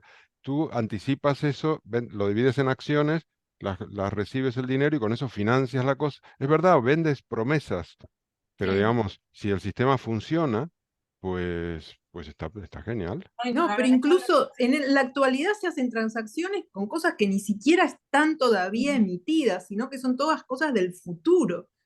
Entonces, es muy, para mí, vivimos en una burbuja permanente y no termino de entender cómo es que podemos vivir en esa. Bueno, vivimos en la religión en el pasado también, ¿no? O sea, vivimos permanentemente en cosas delirantes. Pero Vale, bueno. pero perdona, te veo hipercrítica y yo hoy al contrario, estoy a favor del Ah, Islam, bueno. Ah, a favor bueno. del Islam, a favor de No, los ¿qué mercados, Islam? a favor de... Es como la No, criptomoneda. Leí un artículo sobre una ciudad en Portugal donde, pues, no sé si todavía existe, pero por mucho tiempo Portugal no ponía impuestos sobre la criptomoneda. Entonces había un paraíso fiscal allá donde todo el mundo se acudía para, pues, evitar los impuestos sobre sus criptomonedas. Y era una cultura, como toda la gente allá compartía la afición de esta moneda. Y es correcto lo que decía, porque se puede comprar, no sé, una obra de arte y con criptomoneda y ahora te pertenece, pero es un poco ridículo que haya como se haya adueñado de una obra de arte con un criptomoneda, es casi como ficción. Sí, para Bueno, mí es pero ficción, también, yo todavía no lo tam- termino de entender. es que Para mí también es una especie, el darle es una... valor a una obra de arte también es ficción y muy creativo, porque Pero también justamente estaba pensando, son convenciones. Es decir, ¿cuál es el modelo realista que tú defiendes, Silvina? No, no no, existe. no sé si es Ir realista, con pero un lo que te lingote digo de es oro en que la mano, así. No, eso no no, va. pero que veo que estas cosas que realmente no sé por qué tienen valor, generan un nivel de desigualdad gigantesco. Vale, pero Entonces, eso es lo que a lo que a mí me preocupa, porque si nosotros intercambiamos figuritas de fútbol, es que, bueno, no me importa, pero que perdona, cada es uno que quiera intercambiar las figuritas, el pero dinero en sí es una entelequia total. ¿Qué representa un papel? Yo te muestro un billete de 50 euros, ¿qué es? Nada, cero. Es una convención que todos le damos valor. En fin, todo es endeble cuando lo analizas. No hay nada sólido real, nada. Todo es una construcción. Entonces, desde ese punto de vista, ¿por qué tenemos que cuestionar tanto a los holandeses que se les ocurre una cosa muy original? bueno, En no, fin, no, no. Lo que no hago es alabarlos. vale, vale, Eso vale. nada más. Bueno, si os parece, me voy a saltar la pregunta que venía porque no me gusta mucho y seguimos al siguiente capítulo. Así intentamos hacer los dos que quedan. Y ahora viene Londres. ¿Eh? La metrópoli sociable, que aquí hay varios temas interesantes, 1666-1820. Bueno, yo aquí empiezo diciendo que la visión anglocéntrica de Wilson se pone de manifiesto al inicio de este capítulo, cuando habla del renacimiento de las cafeterías que se ha vivido en los años 90 del siglo pasado. ¿Dónde pasó eso? Bueno, por ahí Taylor nos lo puede decir, sí, pasó en Estados Unidos, pasó en Inglaterra, pero vamos, es un proceso exclusivo de países como justamente estos dos que he nombrado, donde él vive, ¿no? Él vive en Reino Unido. Hace referencia a Starbucks como una expresión de este renacimiento y que yo creo que nos da risa a los que vivimos en otros mundos culturales, ¿no? Sobre todo a los hispanoamericanos, ¿no? No hubo ningún renacimiento del café, creo yo. No sé, ya me diréis. Más allá del comentario, tiene razón al destacar el papel de los cafés en todas las ciudades del mundo en tanto lugar de encuentro e interacción social, haciendo referencia a su papel en este sentido en ciudades como Seúl, Teherán o París, ¿no? Parece que es como un fenómeno transversal. En esta última, en París, ya en 1880 había 40.000 cafés en la ciudad, todos con estilos diferentes y para todos los públicos distintos, ¿no? La vida urbana intensiva habría sido imposible sin las cafeterías, que operaban como una red social, dice Wilson. Y también dice que el impresionismo surgió de aquella sociedad que giraba en torno a los cafés, por ejemplo. Los primeros cultivos de café comenzaron a realizarse en Etiopía, que yo lo busqué en el siglo IX, efectivamente, mientras los primeros cafés como establecimiento surgieron en Constantinopla en la década de 1550. En el siglo XVII, un comerciante inglés regresó de Esmirna a Londres con granos de café y ahí comenzó su difusión exponencial en aquella época. Surgieron establecimientos donde poder tomarlo al tiempo que se fumaba, se leía un periódico o se conversaba con otros clientes. A diferencia de las posadas o tabernas, estos sitios de cafés invitaban a una conversación más reposada y respetuosa. Increíblemente, ¿no? Como el café nos lleva a un cierto respeto. Y fueron convirtiéndose en sitios de debate y difusión de noticias. El auge de los cafés se produjo al mismo tiempo que Londres tomaba prestadas de Ámsterdam las ideas creativas que tanto te gustan, Silvina, de organización capitalista moderna. En 1694 se creaba el Banco de Inglaterra a fin de otorgar grandes préstamos al Estado inglés. Ahí los ingleses tuvieron otra gran idea, que es mediante la financiación basada en deuda pública, Gran Bretaña se convirtió en una superpotencia mundial. Es decir, ¿cómo hago para tener dinero? Pues creo un banco que me preste dinero. Pues es genial y parece una obviedad además. Y así dio lugar al capitalismo financiero moderno. Las transacciones y los acuerdos cara a cara que requería este nuevo modelo de capitalismo tenían lugar en los cafés. Así, por ejemplo, el Lloyd's Café, Coffee House, se convirtió en el principal mercado de seguros de Londres y del mundo, y lo sigue siendo, porque el seguro que tenemos en Broadway Mall, en el estudio en el que trabajo, está contratado en el Lloyd's de Londres, que bueno, ya no funciona en un café, funciona en una mega torre, pero bueno. La galaxia de cafés de Londres proporcionó un espacio público dinámico, fluido e informal que nunca antes había existido. El café también ha hecho magia, dice. El café, con sus rituales de sociabilidad y sus intercambios informales de noticias, fue la encarnación misma de una nueva forma de habitar la ciudad. Bueno, yo puse una imagen de un coffee house en Londres del siglo XVII. Ay, aquí tenía lo de Delft, no lo mostré. Bueno, eh, voy a compartir un segundo.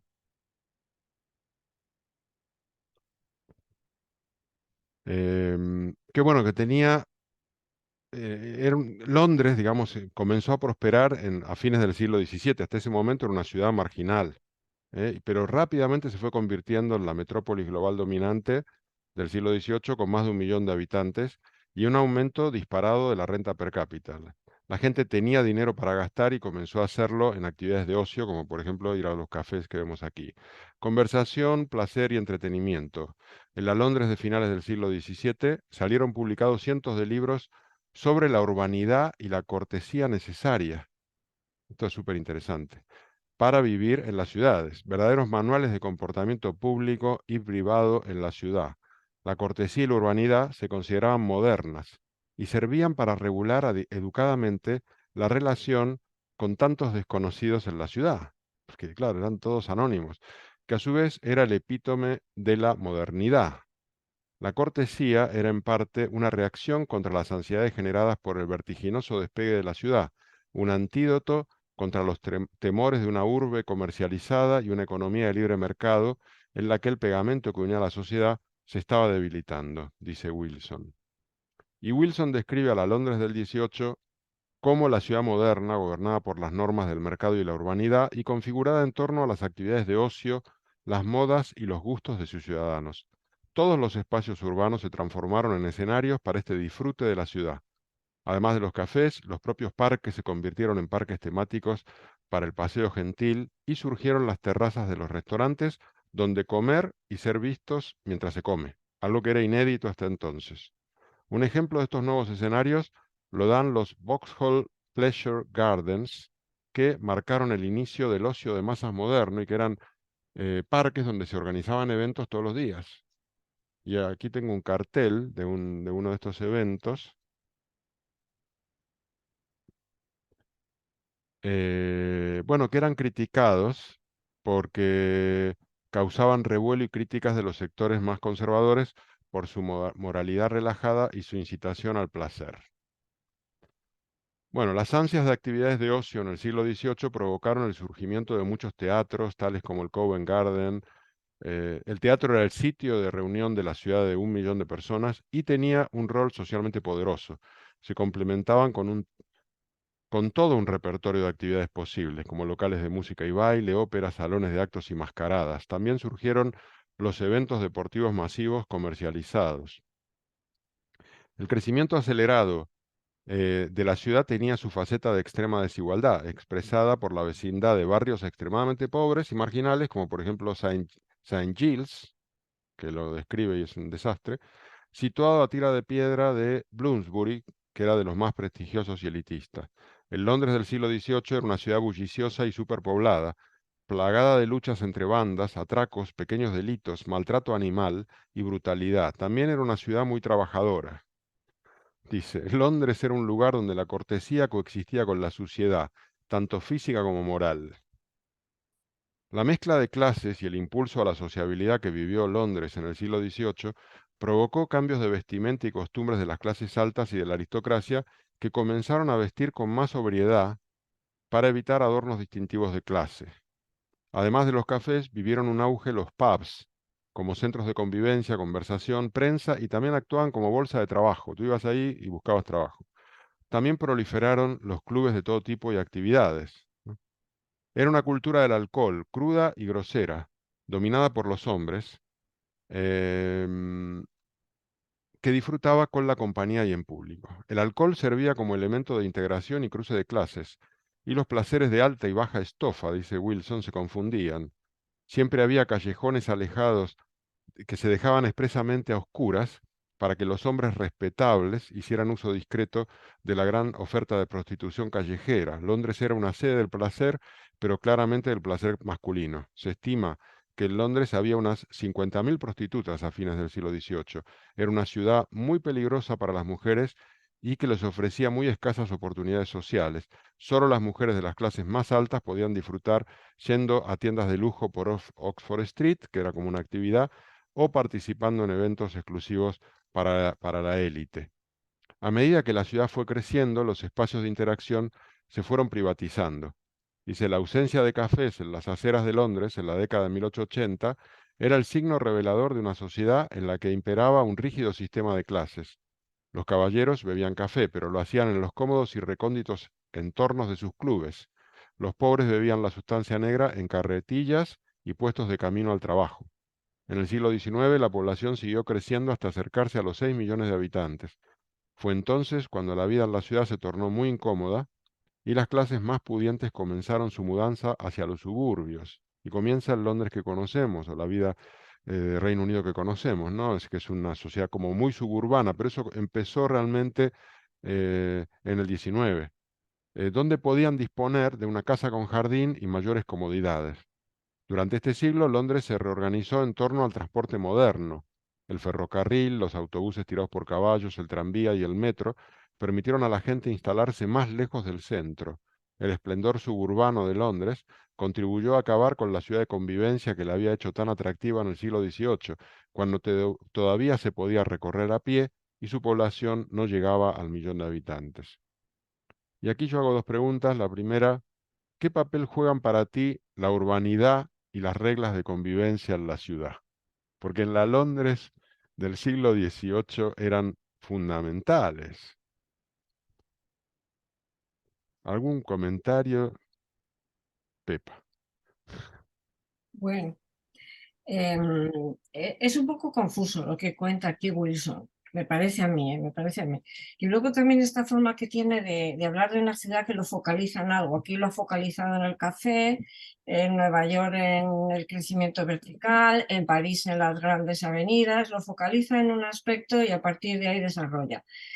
Pero en cuanto a las reglas de urbanidad, Londres era una ciudad muy expandida, ¿no? Sobre todo después del incendio ese que hubo en el siglo XVII, después de la peste, aquello, toda la zona interna de callejuelas y eso desapareció, ¿no? Era una ciudad expandida. Y habría que ver en qué ambientes esas reglas de urbanidad tenían prevalencia o no tenían prevalencia, ¿no? Porque en los barrios más empobrecidos, la gente que bastante tenía con sobrevivir, no creo que estuviese muy al loro de a ver cómo nos tenemos que comportar aquí ahora o no, ¿no? Yo pienso que eso corresponde a unas capas más altas de la sociedad, a la burguesía, a la alta burguesía, a la nobleza, ¿no? Para comportarse dentro de la ciudad, porque luego en las casas pues cada uno tendría su forma de comportarse, ¿no? Pero sí yo creo que es sintomático un poco de cómo son los ingleses, ¿no? Muy metódicos, muy rígidos, ¿no? Y ese establecimiento de reglas de conducta en un espacio donde confluyen muchas personas tiene que facilitar la vida, ¿no? Pues en otra parte del libro habla de alguna ciudad, creo que fue Shanghái, donde las primeras normas eran muy básicas, ¿no? No escupir en el suelo, no Sí. tirar basura, ¿no? Pues siempre en un conglomerado de personas, en un espacio concreto, hay que comportarse, porque si no, pues eso es un lío, ¿no?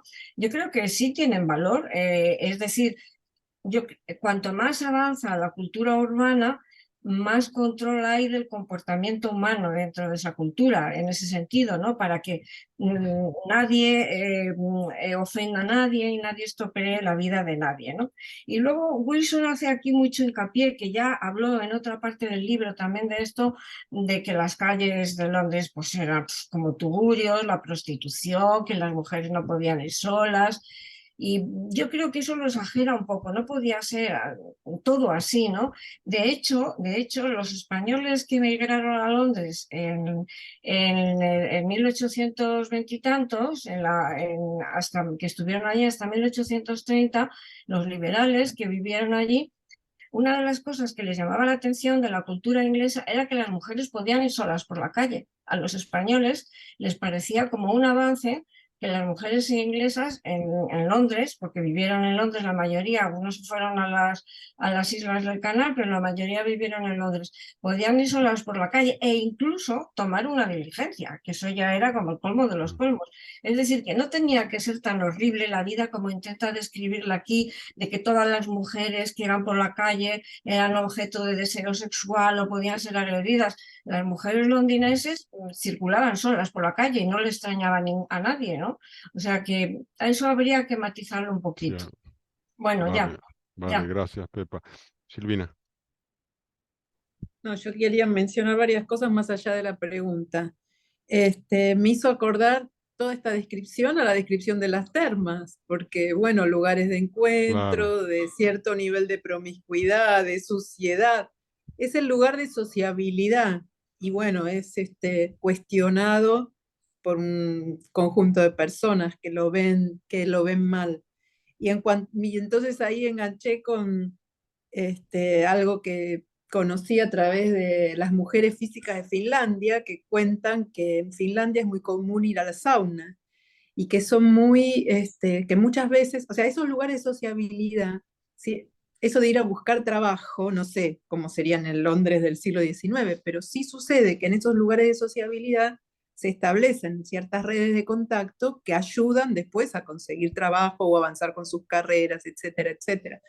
Y entonces, en muchas circunstancias, esos lugares de sociabilidad no son lugares donde las mujeres están bienvenidas, como no lo eran en los pubs o en los saunas en Finlandia, donde se discuten, parece que ahora se pusieron una serie de reglas para que eso no suceda, porque es como la salida después del trabajo, ir al sauna, y ahí se establecen estas redes que ayudan a conseguir trabajo eventualmente y avanzar con las propias carreras. Entonces, bueno, son lugares de sociabilidad que ayudan a cómo seguir con la vida, ¿no? Lo mismo los pubs.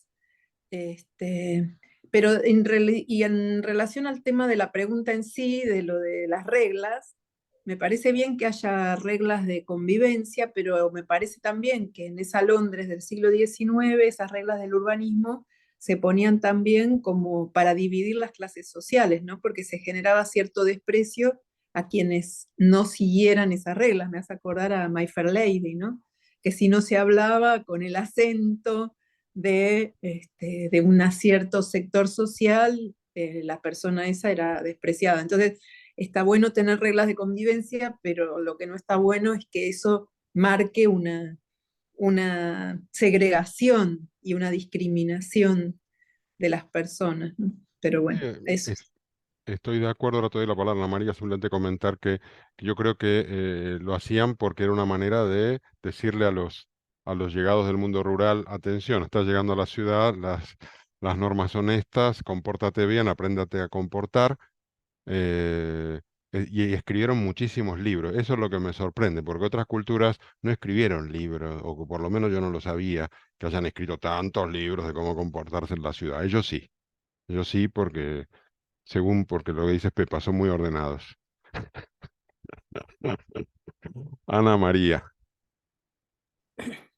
Sí, hola, buenas tardes. Sí, yo creo que son muy polite los ingleses, la verdad, tienden ahí, pero que se me acaba de ocurrir porque, claro, lo que tienen estas conversaciones comunes es que a veces se te ocurren cosas que no habías pensado en ellas, ¿no? O sea, que quizá cuando las ciudades europeas crecen tanto y ya pasan a ser comunidades mayores, quizá las reglas de urbanidad y de convivencia lo que sirven es un poquito para relacionarse respetuosamente con personas con las que no tienes un vínculo afectivo, ¿no? Ni de amor ni de odio, porque Claro. en comunidades más pequeñas con ese conocimiento, conoces a las personas personalmente y entonces pues la relación es más cercana. Entonces, las reglas de urbanidad permiten no necesitar ese vínculo afectivo para poder desarrollar la vida en común.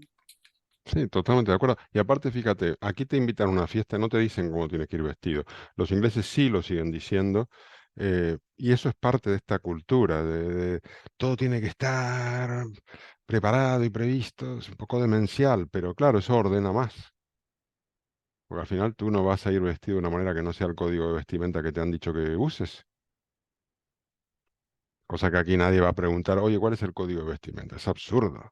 Pero bueno, para Y ellos sí. en relación a los cafés, entiendo que son cafés para encontrarse, pero ahora en Buenos Aires está lleno de nuevos tipos de café que se llaman café de especialidad y es una moda que está por toda la ciudad y es algo nuevo. Y tiene un poco la onda de Starbucks, pero un poco No, diferente. él lo habla también porque una manera un indicio de gentrificación y Eso, revalorización de un barrio que está saliendo, se está yendo arriba en precios y tal, es la aparición de cafés especiales. esos. Con lo cual, si Buenos Aires va bien. Buenos Aires está en esa onda porque Ese barrio. teníamos millones de cafés donde uno pedía un café o un cortado y ahora tenemos todos los cafés de especialidad donde que está el flat white, la lágrima, el magic, el no sé qué, ni se sabe cómo pedir el café. Pero bueno, así es la vida. Tienes que comprarte un manual de urbanidad, Sí, es un manual, un pero manual, actual, un manual. actual. Sí, sí. Vale. Bueno, me salto una pregunta y pasamos al último capítulo a ver si lo logramos. Quedan 15 minutos.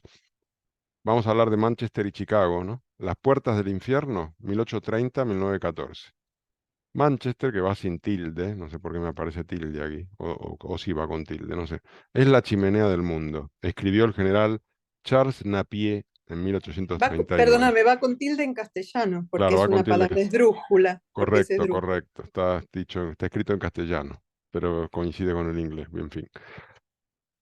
Entonces dice que era la chimenea del mundo, Manchester, ¿no? Y que en 1839 convivían allí rufianes ricos, delincuentes pobres, granujas borrachos y prostitutas que conforman la moral. Lo material lo conforma una pasta de hollín y de lluvia. Las únicas vistas son una larga chimenea. ¡Qué sitio!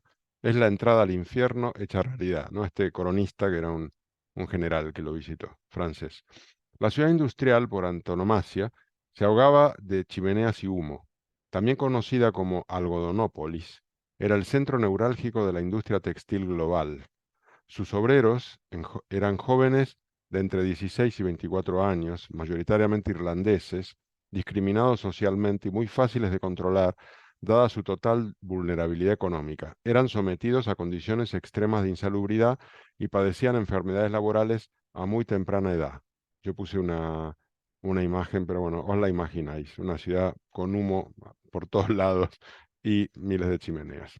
El impulso de la revolución industrial transformó a Gran Bretaña de sociedad rural a urbana, a una velocidad inédita. Mientras la población urbana representaba tan solo un 30% a principios del siglo XIX, a mitad del siglo la mitad ya vivía en ciudades. Y 3 décadas más adelante eran ya 2/3, ¿no?, que vivían en ciudades. Dice Wilson que la primera revolución urbana había comenzado en la Mesopotamia y que la segunda comenzó en Gran Bretaña a finales del siglo XVIII, para generalizarse como tendencia de urbanización en todo el mundo. Tanto Manchester como Chicago fueron ejemplos de crecimiento fulgurante derivados del auge industrial. En el caso de Chicago, la aparición de torres de oficina fue un símbolo del triunfo capitalista y del dominio tecnológico. Los avances en la producción de acero derivados del desarrollo ferroviario permitieron el desarrollo de tecnologías inéditas de construcción con acero, facilitando la aparición de los primeros rascacielos de la historia. Un Hermann Engels veintianiero llegó a Manchester en 1842 para trabajar en las oficinas de la empresa de hilandería familiar, lo que le permitió conocer de primera mano las desastrosas condiciones de los obreros que trabajaban en la fábrica y que vivían en una barriada muy penosa que se llamaba Angel Meadow. Escribió así en un libro determinante, conociendo esta realidad, escribió un libro que se convirtió en determinante en el siglo XIX, que es La situación de la clase obrera en Inglaterra, en el que describió el sombrío futuro del capitalismo en la era industrial. Chicago también tenía su Angel Meadow, pero en este caso se llamaba Little Hell, pequeño infierno.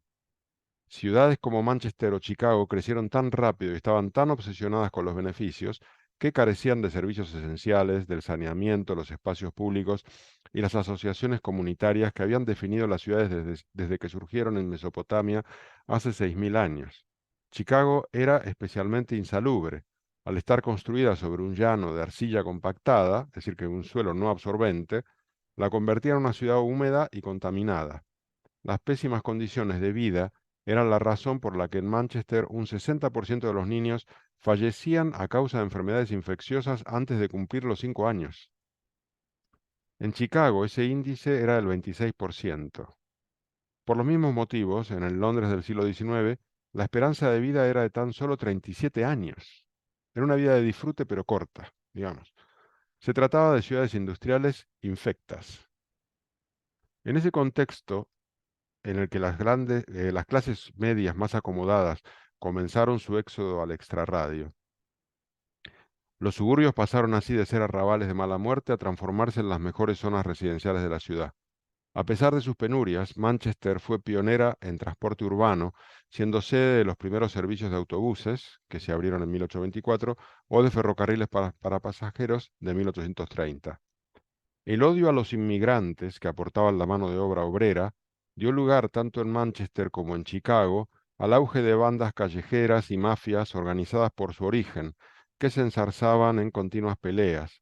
No es casual que Marx o Engels viesen en estas peleas los embriones de la anunciada lucha de clases. Wilson da un salto de la Londres del siglo XIX a ciudades actuales que viven a un ritmo de crecimiento vertiginoso como Lagos o Shanghái, también con auge de los asentamientos informales caóticos, peligrosos y miserables. Son ejemplos de lo que él mismo llama el peor efecto secundario de nuestra odisea urbana. Sin embargo, y aquí viene el momento de felicidad de Wilson, ofrecen también esperanza, porque se trata de asentamientos con una proporción notable de población joven, con impulso, con ganas de salir adelante y unas condiciones de socialización de la que carecen los sectores más acomodados. Es decir, vivir en el poblado miserable tiene una ventaja que eres más social, no sé. En contraste con la alienación y el anonimato de muchas ciudades, los poblados chabolistas y los asentamientos informales son sociables, dice Wilson. Son innegablemente sucios y tétricos, pero también de algún modo lugares felices. Yo aquí hacía una pregunta, no sé si la podemos responder porque nos queda muy poco tiempo, pero ¿estás de acuerdo con esta afirmación de Ben Wilson o se trata de la idealización propia de un ciudadano acomodado del primer mundo? A Que mí le me tengo que dar un poquito a Wilson, porque... bueno, hay que darle, sí, hay que darle. Eso lo dice un poco para dorar la píldora, pero en fin, que es Sí, evidente, ¿no? es una La esperanza burrada. de vida en el campo era mayor que en la ciudad, la mortalidad infantil era mayor en la ciudad que en el campo, o sea, es que es evidente que se lo pasaba a la gente joven mejor, bueno, vale, pero eso compensa la mortalidad, Sí, las condiciones insalubres de vida, la pobreza, pues yo creo que no, no, no quiere salvar los muebles, pero no tiene salvación. no. Bueno, luego lo que dice es que la vida en la ciudad, con sus penurias, aportó a la clase obrera las condiciones de agrupamiento y autoconciencia de clase que le sirvieron para transformarse en una fuerza cultural y política. En Gran Bretaña, esta conciencia cívica de la clase trabajadora se plasmó en la creación de cientos de sociedades filantrópicas y de ayuda mutua, cooperativas y cajas de ahorro, y luego sindicatos. En este sentido, el pub jugó siempre un papel de centro social y camaradería de las clases populares, con el alcohol como factor aglutinante. Estos procesos de socialización y politización se vieron complementados hacia fines del siglo XIX por la acción de las sufragistas de clase trabajadora que luchaban por la liberación femenina y que comenzaban a alcanzar cargos electivos en el gobierno de las ciudades. También por la misma época, la idea de que las ciudades le robaban la infancia a los niños dio fuerza a propuestas de creación de áreas de juego y deporte en las grandes metrópolis europeas y de Estados Unidos. La mejora de las condiciones de vida con menos horas de trabajo y mejores salarios incrementó el tiempo y el dinero disponible para las actividades del tiempo libre. Surgieron las opciones de ocio de masas, como es el caso de los grandes clubes de fútbol nacidos a fines del 19. Un proceso semejante se vivió en los Estados Unidos con el béisbol. En las ciudades de Europa y Estados Unidos, el estoico espíritu atlético del deporte para aficionados de clase media dejó paso al deporte festivo y tribal de la clase baja, ¿no? Él hace como un elogio de los clubes de fútbol como aportadores de identidad a las clases populares. Y dice, ¿qué papel, hago yo una pregunta, ¿no? ¿Qué papel juega el deporte de masas en tu país? ¿Es un factor de identidad, empoderamiento y entretenimiento popular o es un instrumento de control social y consumo? Porque él lo elogia bastante, pero no lo tengo tan claro. ¿Alguien quiere decir algo? Ya estamos recansados. Cansados. Bien, sigo.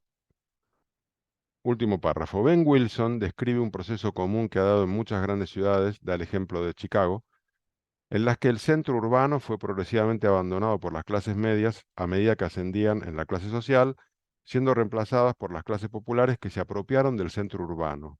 Y esto es bastante común en las grandes ciudades de Latinoamérica. Yo pregunto, ¿se ha dado este proceso en tu ciudad? ¿Lo consideras positivo o negativo? No sé si alguien quiere decir algo de estas últimas preguntas o sobre todo de esta. Paco Romero. Sí, yo doy un testimonio antes de vivir aquí, vivía en un pueblecito que se llama, bueno, un pueblecito, un pueblo, porque tiene bastantes habitantes, Molina de Segura. Ahí se ha producido un proceso curiosísimo que es justamente este, ¿no? Es un pueblo que ha sido un pueblo durante mucho tiempo, un pueblo que se apoyaba su economía en la industria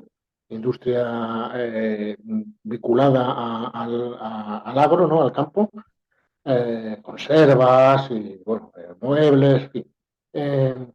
Luego después se hicieron grandes inversiones y el pueblo mejoró muchísimo toda su estructura, dotándole de calles grandes, dotándole de servicios públicos interesantes, teatros, en fin. Y una vez conseguido esto, resulta que la gente, la ciudad dejó de ser tan industrial y pasó a ser más de servicios, empezó a subir el nivel de vida y la mayor parte de la gente que ha nacido o que vivía en Molina se ha ido a vivir a Molina, pero al extrarradio, ¿no? A las urbanizaciones del extrarradio. Y la ciudad, el pueblo en concreto, ha quedado con todas esas grandes inversiones urbanísticas, ha quedado para las clases sociales más desfavorecidas que no han podido, aunque es aspiracional y hubieran querido muchos de ellos, no han podido ir a esas urbanizaciones, esos chalés del extrarradio. Ha sido un proceso que me ha parecido muy curioso. Gracias, Paco. ¿Algún comentario más o...? Bueno, eso que cuenta Paco es lo que nos está diciendo Wilson, que pasó en Chicago, ¿no? Que Exacto. la misma evolución, la misma evolución. Bueno, se ve, por ejemplo, yo no sé ahora mismo Buenos Aires, pero hasta que yo vivía allí sí se estaba produciendo y en otras capitales latinoamericanas que el centro urbano está muy degradado y como tugurizado y se va ocupando por clases más populares y digamos que las clases de más nivel adquisitivo se van alejando del centro. Lo que pasa es que luego también aparecen barrios del casco antiguo que tienen cierto encanto y tal, y empieza el proceso contrario, que es que algunos urbanitas lo descubren y se empiezan a gentrificar. O sea, al final creo que no hay como una lógica perfecta de hacia dónde va. Hay casos en las dos direcciones. Claro, eso es lo que quería decir yo, Jorge, que llega un momento en que esto es un tema realmente complicado para analizar, que las ciudades actuales son quizá, ¿no? Más complejas, ¿no? que ciudades antiguas. Sí, de acuerdo. Silvina. También, perdón. Ay, Pepa, perdón, después te doy. No pasa nada.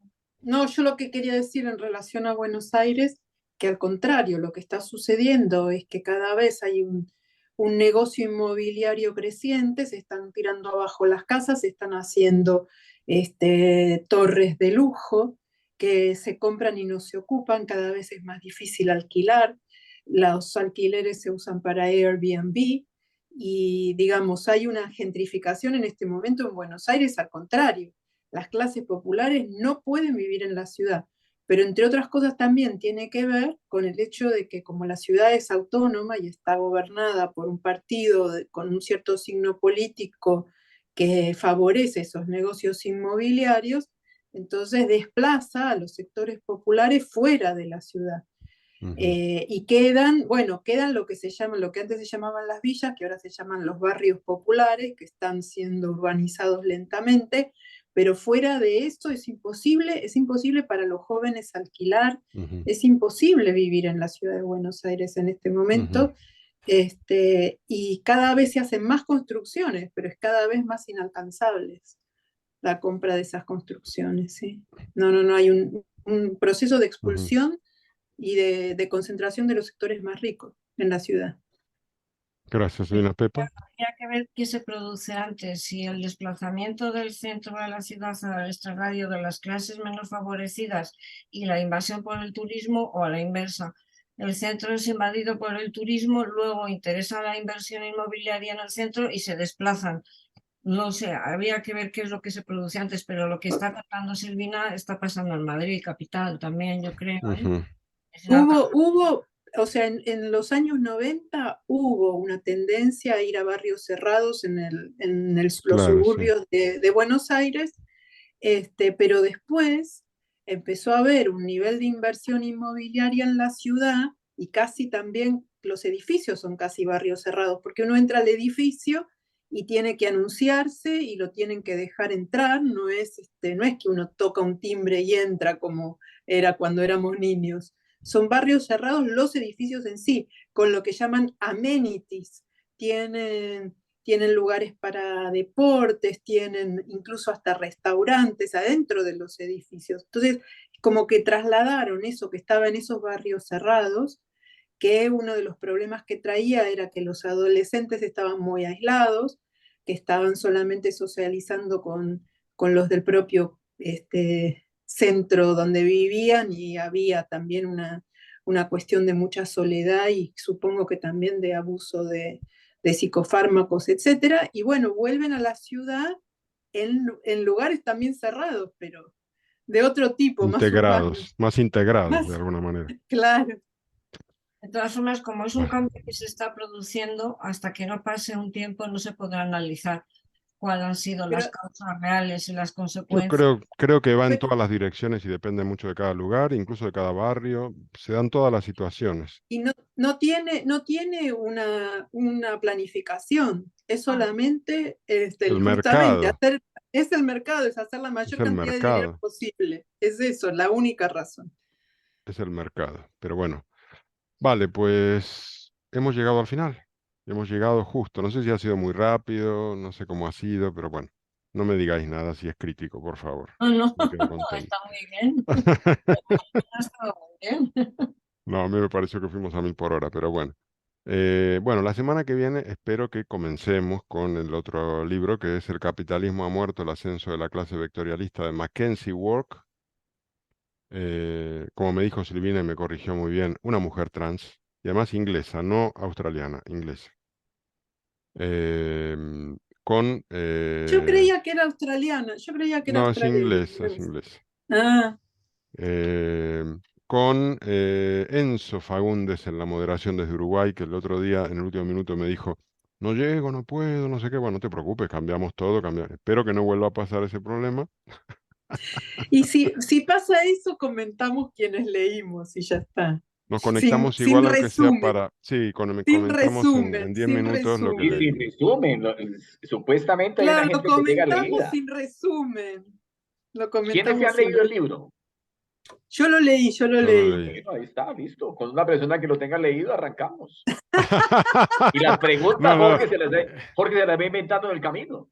Eso está muy bien, es como práctico, Orlando. Con una persona que haya leído ya basta, ya sostenemos el club. Ok, perfecto. Sí. Venga, pues nada, muchas gracias, buen fin de Nos y vemos, hasta el chicos. sábado que viene. Hasta el sábado. Chao. Chao a todos, Adiós, hasta gracias. luego. Muchas gracias a todos. Adiós.